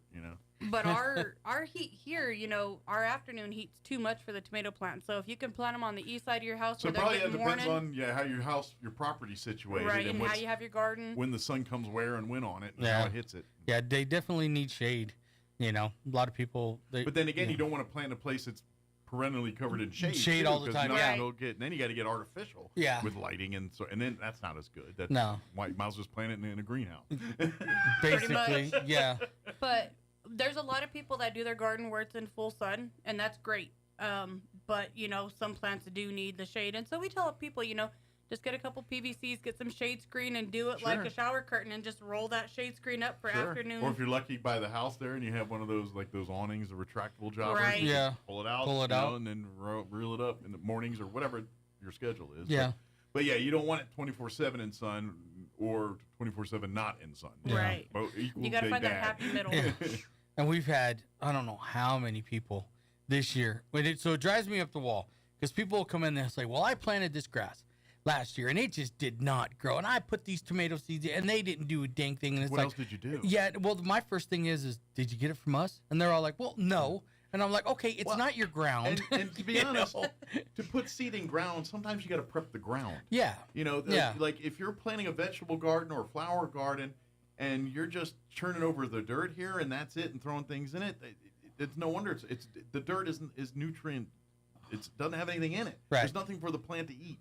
So that's why you got to prep. You always see the Miracle Grows and all that. There's better stuff and other stuff, and Roswell Seed will point you to that. But ideally, that's the logic. You got to feed the soil so it will hold stuff like the water and stuff, and not drown the plant or starve the plant. But then it also needs those certain. And this is where you got to go places like Jim Gill to get degrees from. Yeah. There's certain minerals, there's certain nutrients, there's certain things that are some parts of the country, the dirt's in there naturally. Sometimes we got to feed it in. And then sometimes, depending on what you're doing, you put one thing in there and it gives it, but it sucks something else out. So you put something else in there to replace that and suck. So that's why, and that's when you get into farming and crossing. Like, okay, in the winter they plant this, in the summer they plant this. And in essence, the soil's feeding itself based on those different, but That's what we're talking about. So when you walk in and say, I put a couple of seeds in the ground and buried it, threw some water on it, nothing happened, and it's Roswell Seeds' fault? No. It's like a baby. You can't just birth it and call it good. Yeah. You got to raise it. You got to nurture it. And then it depends on where you get, where you get seeds from. Cause and that's just too. Yeah, not all seeds are created. Yeah, and I mean that's always my first question when they come in and they say that, and I'm like, well, did you get it from? No. Okay, now we can, It's kind of like, let's say this. Okay, you can go into a low-end restaurant and get a steak, or go into a high-end restaurant and get a steak.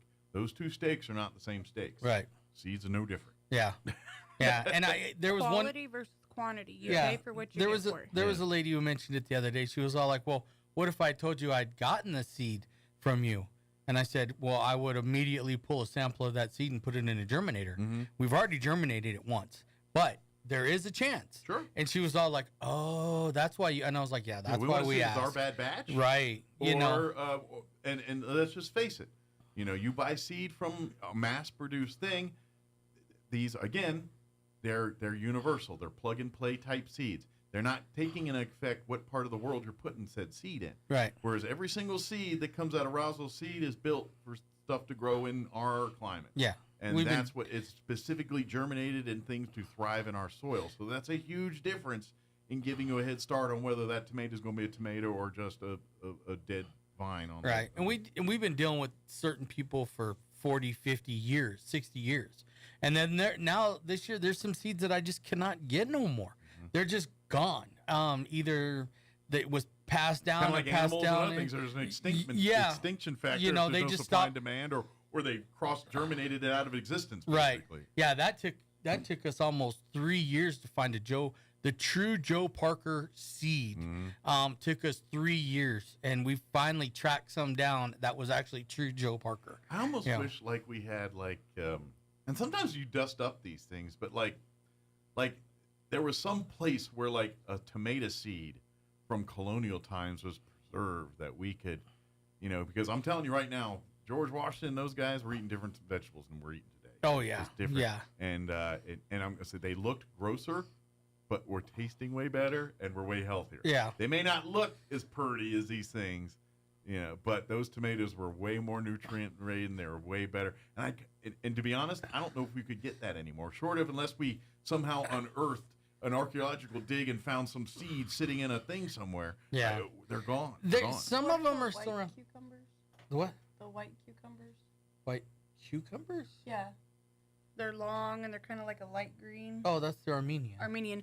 Oh. Yeah. So a lady the other day came in and asked for Armenian seeds, and she said she couldn't even order them on Amazon. She was like, I can't find these things anywhere. Who would order seed on Amazon? Okay, sorry. Yeah. The point is, got you. Okay. She could not find them, and typically when you can't find something, people go to Amazon. Right. You go to Amazon. No, so do you. Yeah, I don't go to if I can't find. John, it's just something I want. We are what you call enigmas. Most people go to Amazon. Yeah. No, he is Amazon king. I will tell you, he's got a whole shopping cart. Oh, does he? See, yes. My wife is like, I'll find one thing and I'm like, oh, that's cool. My wife's kind of constant thing going, and I'll be like, hey, add that thing, that one thing I like. And that's what I do. I'll add it, or I'll send it to her. Yeah, I do that all the time. Put this in your cart. Yeah. But a lot of seeds, like some of the tomato seeds, the heirloom tomato seeds, we can't find. Or if we did find them, the price of them were just astronomical. Exactly. Supply and demand. You get them, and it's like you've seen those stories where they were charging, $20 for a strawberry or something in Japan or something. Yeah, oh, God. It's not. And then people get mad. And well, how come you don't have the seed? And it's like, if I bring it in, the price of it is just outright. Sure. Well, I'll buy it. Okay, you might buy it, but you're only buying X amount of seeds. I still have another pound to go through. To run. Yeah, Now it's going to sit here and die on the vine in my place. Yeah. No one's going to pay what you're paying for. Exactly. And either I have to buy it and plant it in the hopes I get something, or it's going to just rot out. Right. Yeah. And it does. And the way I always look at things when I'm ordering stuff, can I afford that? Yeah.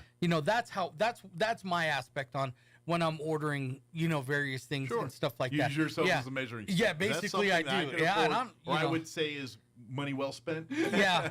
And we're poor. I mean, basically I look at it as that way.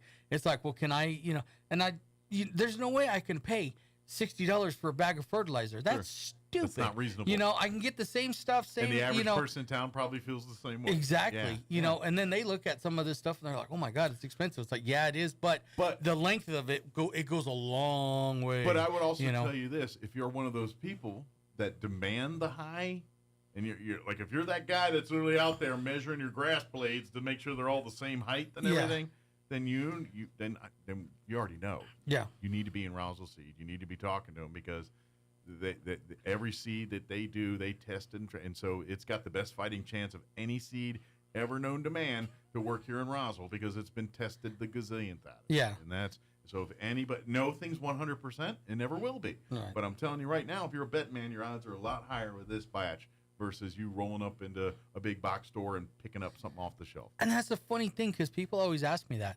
They're like, "Well, what's the difference between, you know, this and then what I just got?" And I'm like, okay, so we have seed cleaning machines. Thankfully, we don't clean all the seed that we have because that's just a nightmare. But, you know, we see, you know, the stuff that comes off of the machine that's reject. It looks like it. You know, it's the same shape, same color, same something though. It's either dead, so it was too light, and it got kicked out, or whatever.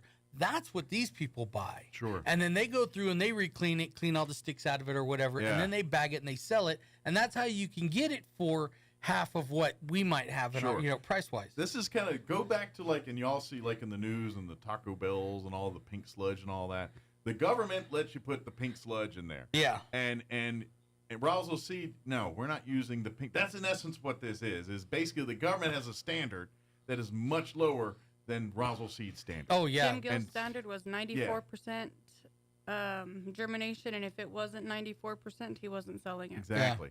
So that by in and of itself, and this is what you're talking about. It's like when you go grow grass and you got a bunch of weeds, 9 times out of 10, those seeds were in the same seeds that your grass seed was in, and that's why you got the weeds. Yeah. And that's where you guys, we filter. Now, am I going to say you're never going to see a weed again? No, that's impossible to do. Right, in our area. But that being said, I'm going to take a stab that you throw this seed down and you throw their seed down. Dollars to donuts, we're going to have 10,000% less weeds than that one. Yeah. I always tell them the same thing. You can either go over there and you can buy that grass seed from them, or you could buy it from me. But I guarantee you're going to buy the stuff to kill the weeds and that grass seed. Yeah. You know, so it doesn't bother me. Yeah. You know, everybody. You know, if you get mad and stuff, and then it's funny because we get some people who are like, "Oh, you can't believe," you know, because people with like pecan trees. Mm-hmm. You know, they'll call it, "Hey, I need some, you know, pecan fertilizer. I have it." And it's like, "How many trees you got?" "I got, you know, like 100 trees." And it's like, "Hey, you might check with somebody else," and they just sit there with their mouth open like, "Are you?" And I'm like, "Look, you know, you're gonna spend a lot of money with me. You need more commercial. It might be cheaper to go." And they're just flabbergasted that I'm telling them to go to somebody else, and it's like you need like 100 bags. And I can sell you 100 bags, but if you went to the source, you could buy your own 100 bags. Yeah. Probably half the price of what I can sell you 100 or something, bags for. you know, something a lot better, something more economical. You know, I'm trying to help you out, and they just sit there and they look at you like, "I can't believe you do it." And then we get people that come in there like, "You know, these plants are just way too cheap. You got to raise the price." No, we don't have to raise the price. You know, it's but this is where you guys are the happy medium, because at the same token, you do have a commercial side of things where you do commercial seeding and all that. But when it comes to pecans and that's more of a hobby. Yeah. And so you really need to talk to people that are in the orchard business. Right. Yeah, that where you get. Do. Yeah, I mean, there's injectables and there's stuff like that. I mean, it's like you have the stuff, but you have it for the enthusiast, not for the guy that's doing it for a living. Right. You know, I mean, and they just sit there and they're just like freaked out. They're like, "You're going to send me to your competition?" No, they're not our competition. Right. They're just another company. I'm just trying to do good business. Yeah, I'm just trying to help you out. I out. don't want you mad at me when I got to charge you 3 times the amount for this thing that they can charge you half that for. And I don't want you to blame me for that. Exactly. It's just the nature of where you bought this. Yeah, and then they're going to come back to me for something else. Yeah. "Hey, remember me?" Yeah, I remember. "Okay, I got this weed. Okay, I can help you out with the weed problem. That's not a big deal, you know. They're going to be about this and then find out they paid a lot, and they're going to think everything you got is overpriced. Yeah, right. And now they're not going to come in there for a garden hose or anything else. Yeah, we had a product the other day. Guy came walking in, and he was all like, "Hey," he goes, "this thing's marked like $58." And I'm like, "Whoa." And he was like, "I just went across the street. I bought it for 10." And I'm like, "Okay, thanks." And I took it. Immediately, I went to the book, looked it up. Yeah, it was mismarked. You know, I was all like, you know. But Again, customers. It's a mom and pop business at the end of the day, and that's how we do it. It's customer feedback. And how do they know so much about seed? Because they've been doing customer feedback for 100+ years on this stuff. Yeah. And I do it all the time. I ask a ton of questions. Yeah. Because it's just, where are you at? What did you do? Are you on well water? Are you on city water? Are you doing it this? Are you and people, they'll sit there, I did this and I did this and this worked great. And then there might be another customer standing there going, hey, you know what? I had the same problem and I got this stuff. Try this, and it's like, hey, there you go. Yeah. There was the question was answered for me. I imagine too, though, I'm going to take a stab that over the last 6 months, questions have been more confusing because I think the flood kind of messed things up. Oh yeah, big time. There's a whole lot of new moves weeds. things from north to south and vice versa, and so things that were tried and true in certain parts of town might not be the case this year because of the floods. Yeah. Legitimately because of the floods. And I had to really jump quick and hit the ground running and look for different chemicals to combat some of these weeds, because the chemicals that we had, they weren't doing it. And the reason we found out, customers coming in, hey, it worked on this, but it did not kill that. And it's like, well, that's what it's designed for. Right. So then I have to get online. What variable change? Yeah. Then I got to get online and, get with my people. And I talk to guys that, they have degrees, so they got to dumb themselves down about 13 levels to talk to me, and because then it kind of reminds me of like Crystal saying stuff, the thingy, that thingy, right. And it's like, so you do that a lot. Don't look at me in that tone of voice. Anyway, but I finally had to get a hold of these guys and start telling them, hey, this is what, and of course they want to know, well, did the acidity level come up, or did this, or they what? got their own set of questions. Yeah, and it's just all like big flood. How big? Well, we were damn near about ready to build an ark. It was enough to get on the news and watch vehicles float down the river. Yeah, yes. And so then they're like, okay, areas, and I'm telling them where the water was coming from, looking at you need this. Here's something that's probably going to work, and it's like, send it.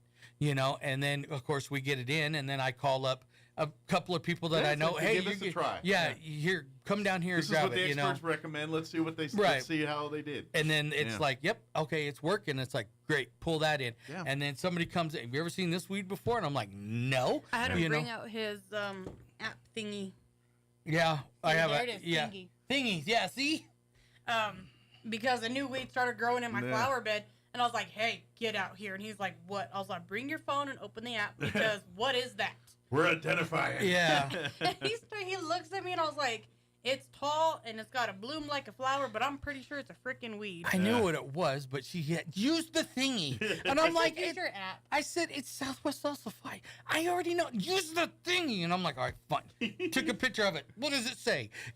What's a salsify? It's a weed. That's salsify. It's a common tree cricket. Basically, it's not something we used to have. Right. But I mean, it blew in. And then also things that people are dealing with, bugs this year, they came down from the hills down to here. Mm-hmm. Well, they when moisture does happen, it does bring other things. Yeah. Not all the things you want. Right. Mosquitoes, other bugs, and that's just and the it's nature like of this year, we've You're gone not the through. only people that like moisture. Yeah, we've gone through so much tempo. I've ordered probably 6 cases of tempo because people are like, I spray this stuff and the bugs just sit there and look at me. And it's like, well, yeah, because they're from up in the hills. So they're like lumberjack bugs. And God forbid, depending on, we might even experience certain kind of fast-growing molds and stuff that you're never used to seeing because we're normally a dry climate. But in this case, now we can deal with mold and things that people in more less arid climates are dealing with. Yeah, and we're kind of warning people, don't, especially if you have Bermuda. For some reason, this mold that started up a few years ago, it attacks Bermuda way more than it attacks fescue grass. So we tell people with Bermuda, don't water at night. Gotcha. Just pump water a little bit longer during the day. Gotcha. So that one is kind of the exception to the rule. But then again, we don't know, like you said, and we haven't gotten up to heat yet, so we don't know what's about ready to kick off. Right now with these 70s and 80 days, that's kind of a recipe for incubating some of this mold. Right. Stuff, so basically, I just kind of I'm like a goalie right now, just waiting for somebody to come up, so I'm just like, which way do I go? Left, right? Speaking of grass in Bermuda, are we now getting in the window where this is Bermuda planting season? Bermuda's starting to come in. Yeah. May's about that time. Drew Garnett, he's at the county extension office. Great guy, man. Love that guy. He's great. Once a month And he sends me emails, hey, weather temperature. And I'm like, dude, you are the bomb. Because we get, can I, and what it is, he don't want to answer no questions. Yeah. And so he'll just send it to me so I can answer all the questions. Right. It's like, all right, it's a fair trade-off. Cut out the middleman, Yeah, yeah. so we should be about there. Even with this cool temperature during the day, the evenings are staying pretty much about level. Yeah. And evening temperature, that dictates a lot of the heat. Yeah, when it's dropping, that's when it drops down to freezing, and that's really impacting it. But if it's staying in the 50s at night, right, then we're getting closer and closer and closer. You know, people are like, "Well, it was 103 today." Yeah, but at night we're still at like 28.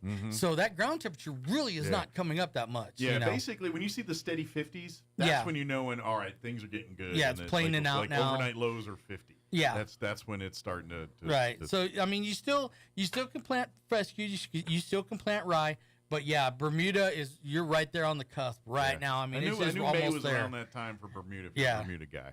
But if you got the other stuff, so please come in. You need to fertilize seed, and again, even sometimes bad fertilizing is better than no fertilizing. Right. Yeah. So even if you don't get it quite right, that's better. You got to maintain it. That's and the stronger you give your grass, the better it fights the weeds. The healthier the grass, the less likelihood that the weeds are gonna get. Right. It's just like humans. Yep. Your immune system's strong, you don't get sick as often. And I tell husband and wives that come in, I tell the husbands, don't send your wife into my store and she's pissed off at you because I'll send her out of here with something. You'll mow twice a week, man. You really want to push that envelope? I mean, I can be that instigator. It's not a problem. I do it to my wife all the time. I am well versed in this. If there was anything that I'm an expert at, pissing off my wife, I am. Oh man, I am like, yeah. I should have gold stars all over my refrigerator, along with like body prints. I'm pretty sure she's got chalk. She's going to use on me. But you realize when you have this person that takes care of so many aspects of your life, it never ends good for you. Oh, I know. That's the lesson we have to learn. No matter how much you get your one up, the end of the day, she controls a lot of things that you rely on. That Guess who got his shot last night? You put things in your mouth that she makes for you. Yeah, basically, yeah. And That's all I'm saying. We were just having a conversation about, salting foods and sprays. Oh, yeah. Yes. Yeah. No more of these podcast things.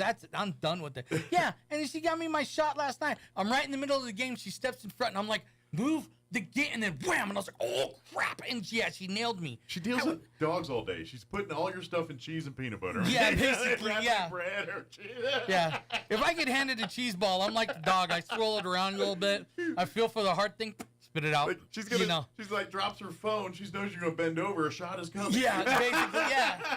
Hey, I dropped my phone. You get that? The benefit of is when you work with animals, you learn how to mask things where there's not hard things inside balls. So you'll never find the pills.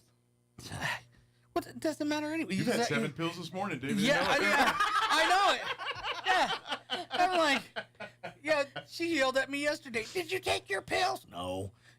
I forgot. I go ahead, take my pills. And then I was thinking to myself, I could be taking anything. Yeah. I prepare them right in front of him. He sees the bottles. Does he pay attention to them? No. No, he doesn't. I'm equally the same. My wife handles all of that for me too. Yeah. I'd be a useless hot mess without that. I would, I mean, that's it. If something happened to her, I'd be looking at it like, well, I'm going to die. What pills are you supposed to take? I don't know. This is the caveman in me. This is that I don't translate that to this to that. And so I'm like, that's just unnecessary. I do this. I'll be all right. So I know I'm wrong, but there's labels. What the, instructions, what to do, when to do it, how to do it. Mm-hmm. Do you think he's going to take the time to figure that out? No. I have You know why? He's going to get on Instagram. I'm old and I can't read them bottles. Yeah. There's not any pictures. I'm not doing it. Pictures? Yeah, I have to have pictures. If you want old people to read it, make it so old people can read it. Don't put it in this hieroglyphic tiny writing that I gotta go send it to get the space satellite to look at this thing to read it. Yeah. Oh my God! I'll get on my thingy on my phone and get a hold of somebody. Hey, can you come over here and look at this for me? Translate, And then, because the only thing I can read on those is take 2 a day. Other than that, I don't read anything else. So I don't know what I'm taking. What are you taking? I don't know. Maybe Taking we it don't once need a day. to make our prescription numbers and everything like 37 digits long, and that way we'll have more room for the instructions on it. That might work too. Just saying. Yeah. I don't control the prescription number. Yeah. I share this plate with him. Maybe they should make like an audio book for prescriptions.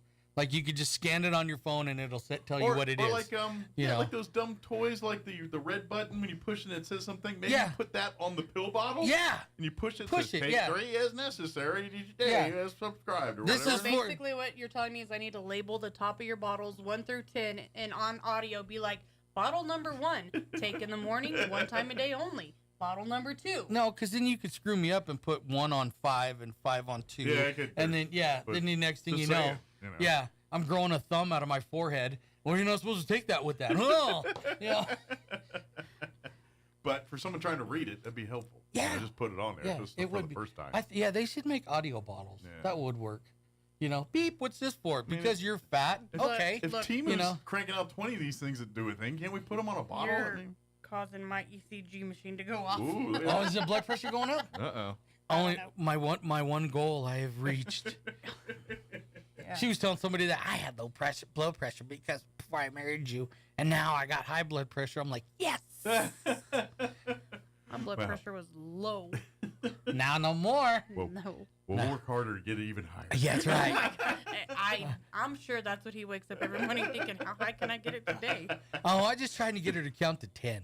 It's funny, man, because she doesn't do it like every once in a while I'll catch her like 5, 6, but most of the time she just stares at me, and I'm thinking to myself, 1, 2, 3, because she's counting in her head, type of deal, and I'm like, yeah. You need to have the Creed song, "Can You Take Me Higher?" Like just handy on the phone. So just when you're ready to pull, "Can you take me?" Yes, I can.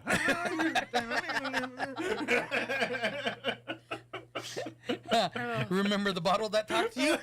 That's right. She's gonna hate Creed. So Yeah, much. that's right. She hated him, but now she's really gonna hate Creed. But oh man. Anyway, reel it back in. But it is 'tis the season. Tis the season, yes. Like I said, still time to plant them spring vegetables. Like I said, Bermuda grass. This is that time. Other grasses come in and talk about getting them fertilized or your watering schedules. And as we get, and especially with the flood stuff, if you're dealing with weird weeds and weird crap and things you ain't seen in years that now you're seeing, come down to Roswell Seed, talk about it. And again, come be a part of really the big fat science project that is Roswell, New Mexico. And, it changes all the time. Sure. And we got to just be on it. And and I'm not a book reader. Dad was. He'd be all like, "Oh yeah, grab that book over there," and things like 14 inches thick, and flip it up. Go to page like 1712. And you look at it and you're like, "What does it say?" Common muskweed. Yeah, I think that's what it's like. Where do you knowledge? How do you store that? But that was the beauty of Jim Gill and why because he could equally talk to you like good old boy down, but if he needed to get into the big words and the big book and he could easily transition that to that. Yeah, and not many people can do that. No, I can't. You're either down to earth or your head's in the books. Yeah, it's hard to be in both. And he was one of those few people that could do complicated scientific stuff and talk at you like you're a boy at the bar. Yeah, same. One of your boys at the bar. Yeah, same. That's a rare talent that people have. I can't. I'm not even remotely close to. If I'm telling you to look for a book on a shelf, I have no idea what the hell the book is. Yeah. What am I looking for? Go to the one to the left. What does that say? Popular Mechanics. That ain't it. Yeah. Go 2 to the right. What's this one? Fishing. Give me that one. Yeah. Just saying, usually people that are that smart and can retain that information usually lacking the social skills. Yeah. That's all I'm saying. And he pulled it off. Yeah. And he could equally charm you and then outsmart you. Yeah. Because if I'm looking for something and like in a book wise, I'm gonna find. I'm not. I'm gonna have a squirrel moment. Grab this other book because I just remembered there was something I wanted to order and I forgot to tell my wife. So here's the book now. And then I get that done and then I'm like, oh crap! What was I supposed to look for in the first place? But also, I just saw time we can wrap this up. But also part of it, this is where the internet makes us dumb. Yeah. Because let's face it, guys like Jim Gill, if you want to know it, you got to have a book. You got to look it up. Yeah. Now, everybody's Jim Gill with a Google thing. If you really, now is it accurate, Jim Gill? That's the question. That's Google. But in theory, you can find some kind of answer at your fingertips. Right. Is it a right answer? That's debatable. Yeah. But at least start you somewhere. Right. Whereas Jim doesn't have that luxury. He's got to literally pull that book you're talking about off the shelf from the guy that was before him that literally had the book from the shelf from the thing. And do you remember in the library where you used to go and you used to pull out the drawers and then you'd find the card catalog, baby. Card catalog, and then you'd go to the aisle, get the book, and Yeah. then you'd go put the card back. Yeah. Yeah. Kids these days have no struggle. Yeah, those things do not exist anymore. Matter of fact, though, I hear if you got like one of those old as furniture, the card catalog things with the like, they're worth money. Like if the actual. Do they really get rid of them in our library too? I think they're not in libraries anymore. The only place you see them is like antique shops or guys' basements and things like that. Really? Those card catalog, and if you find one and have one, people will pay you money for them. But I want one. Because they're great for organizing. I mean, literally, you got 60 shelves to put a bunch of things in. Yeah. Whether that it's in would your be... shop or your craft room or wherever it is, it's really a lot of opportunity. 60 drawers of... Holy crap. Yes, that's what it is. You're like, look, you have the top 30 and I'll get the bottom 30. Yeah, no, you can have a all of market it for them, but yes, they're not in libraries and stuff. So they're all sitting in thrift stores and antique stores and people's storage units and basements and things like that. That's That where is they're at. so... Thanks. So the library may have them. They might be sitting in some city storage warehouse somewhere. I don't know, but Thanks, Mike. You just put her on a whole new... Guess what we're going to do? No. Yeah. No. We'll We'll get a roll top desk first. But you know what? No, you'll find 35 of these before. Well, no. We're not even going to go down that one. In all fairness, if she can get you one for like your... I wouldn't be organized. I'm not an organized person. How awesome would it be just to have a thing full of like various screws, nuts, washers? He's got a DeWalt bag that's full of various screws, nuts, bolts, and washers. Then he tells me, where's my stuff? And I'm like... This would be fancified. And I'm just saying, it's not a bad thing all the way. I could fancify him, and then he would unfancify it. Okay, she had a heart attack because I wanted to buy one of those gynecological tables. Gynecology? Yeah, the table that you sit in. Yeah. I wanted to buy one of those. And, because I was all like, it's got foot stirrups, and look, it's got drawers and everything. So she's sitting there just... So many projects. Yeah, she's just morbid, right? And the doctor comes walking in. And I was all like, I'm sitting on it. Right. She's not. It's like he's got a brace of ice. I mean, it's really actually do a lot of work And with I'm this sitting thing. there, and the doctor comes in. She was all like, okay. And I was all like, Doc, before we start, I said, I got to ask you a question. She was all like, yeah, go ahead, what? And I said, wouldn't this just be like the ultimate like TV place? I mean, you got stirrups, and you got some drawers, and the doctor, without missing a beat, was all like, yeah, did you see the drawers in the very front? You could put beer and ice and chips and all. I was like, oh my God, yeah, that is so... And she's doing what she was doing right there. I'm not rubbing saying, her but forehead. I'm saying that doc's done that. Yeah, she was awesome. I wanted one. Yeah, and I'm like, oh, we that got to was a have hold one. my beer moment. Shoot, you know what else you can fit in there? Oh, And you're no. Like, wait a minute. I found one on eBay, and I sent it to her. She didn't talk to me for like 8 hours, man. It was awesome. So I just all the time. We gotta go. But imagine like no. If you put this drawer, it's got a warmer. It'll keep cheese warm. You talk about being organized. Yeah. There we go. There's a card catalog right there. Oh, But folks, Roswell Seed, if you got questions about anything, come on by here downtown. Are you guys Saturday or still winter hours? Eight to Saturday or Monday through Saturday. We're open 8 to Saturday. Yeah, 8 to Saturday. Monday through Saturday, 8 to 5. Yeah, We're back so up. the Saturday back to the normal Yeah. hours. Now that we're back into growing and planting seasons, We're and back busy on the seasons, grind. Now that the winter lulls are slowed down. Yeah. Good deal. Well, thank you, gentlemen. and Thank you. ladies. Thank and don't work too hard. Don't make her too mad. And don't let him get you too mad. It's Monday. But I'm turn this going to go do the shopping for him today. and So don't poison him. So tomorrow's a good day for that. There you go. Thank you, guys. Thank you. All right, it's 10 o'clock. We got to go. You're listening to 106.5 Roswell's Talk FM, KEND, Roswell, New Mexico News in Progress. Have an amazing day. Thank you for allowing us to be a part. Around, all as Trump insists that Republicans not cut Medicaid benefits provided to low-income individuals. Bernie Bennett in Washington. Also at townhall.com, President Trump answering questions about multiple topics on national TV. In an interview with NBC's Meet the Press, host Kristen Welker asks President Donald Trump if all citizens and non-citizens in the U.S. deserve due process. I don't know. I'm not a lawyer. I don't know. Well, the Fifth Amendment says I don't know. It seems it might say that, but if you're talking about that, then we'd have to have 1 million or 2 million or 3 million trials. We have thousands of people that are some murderers and some drug dealers and some of the worst people on earth. Some of the worst, most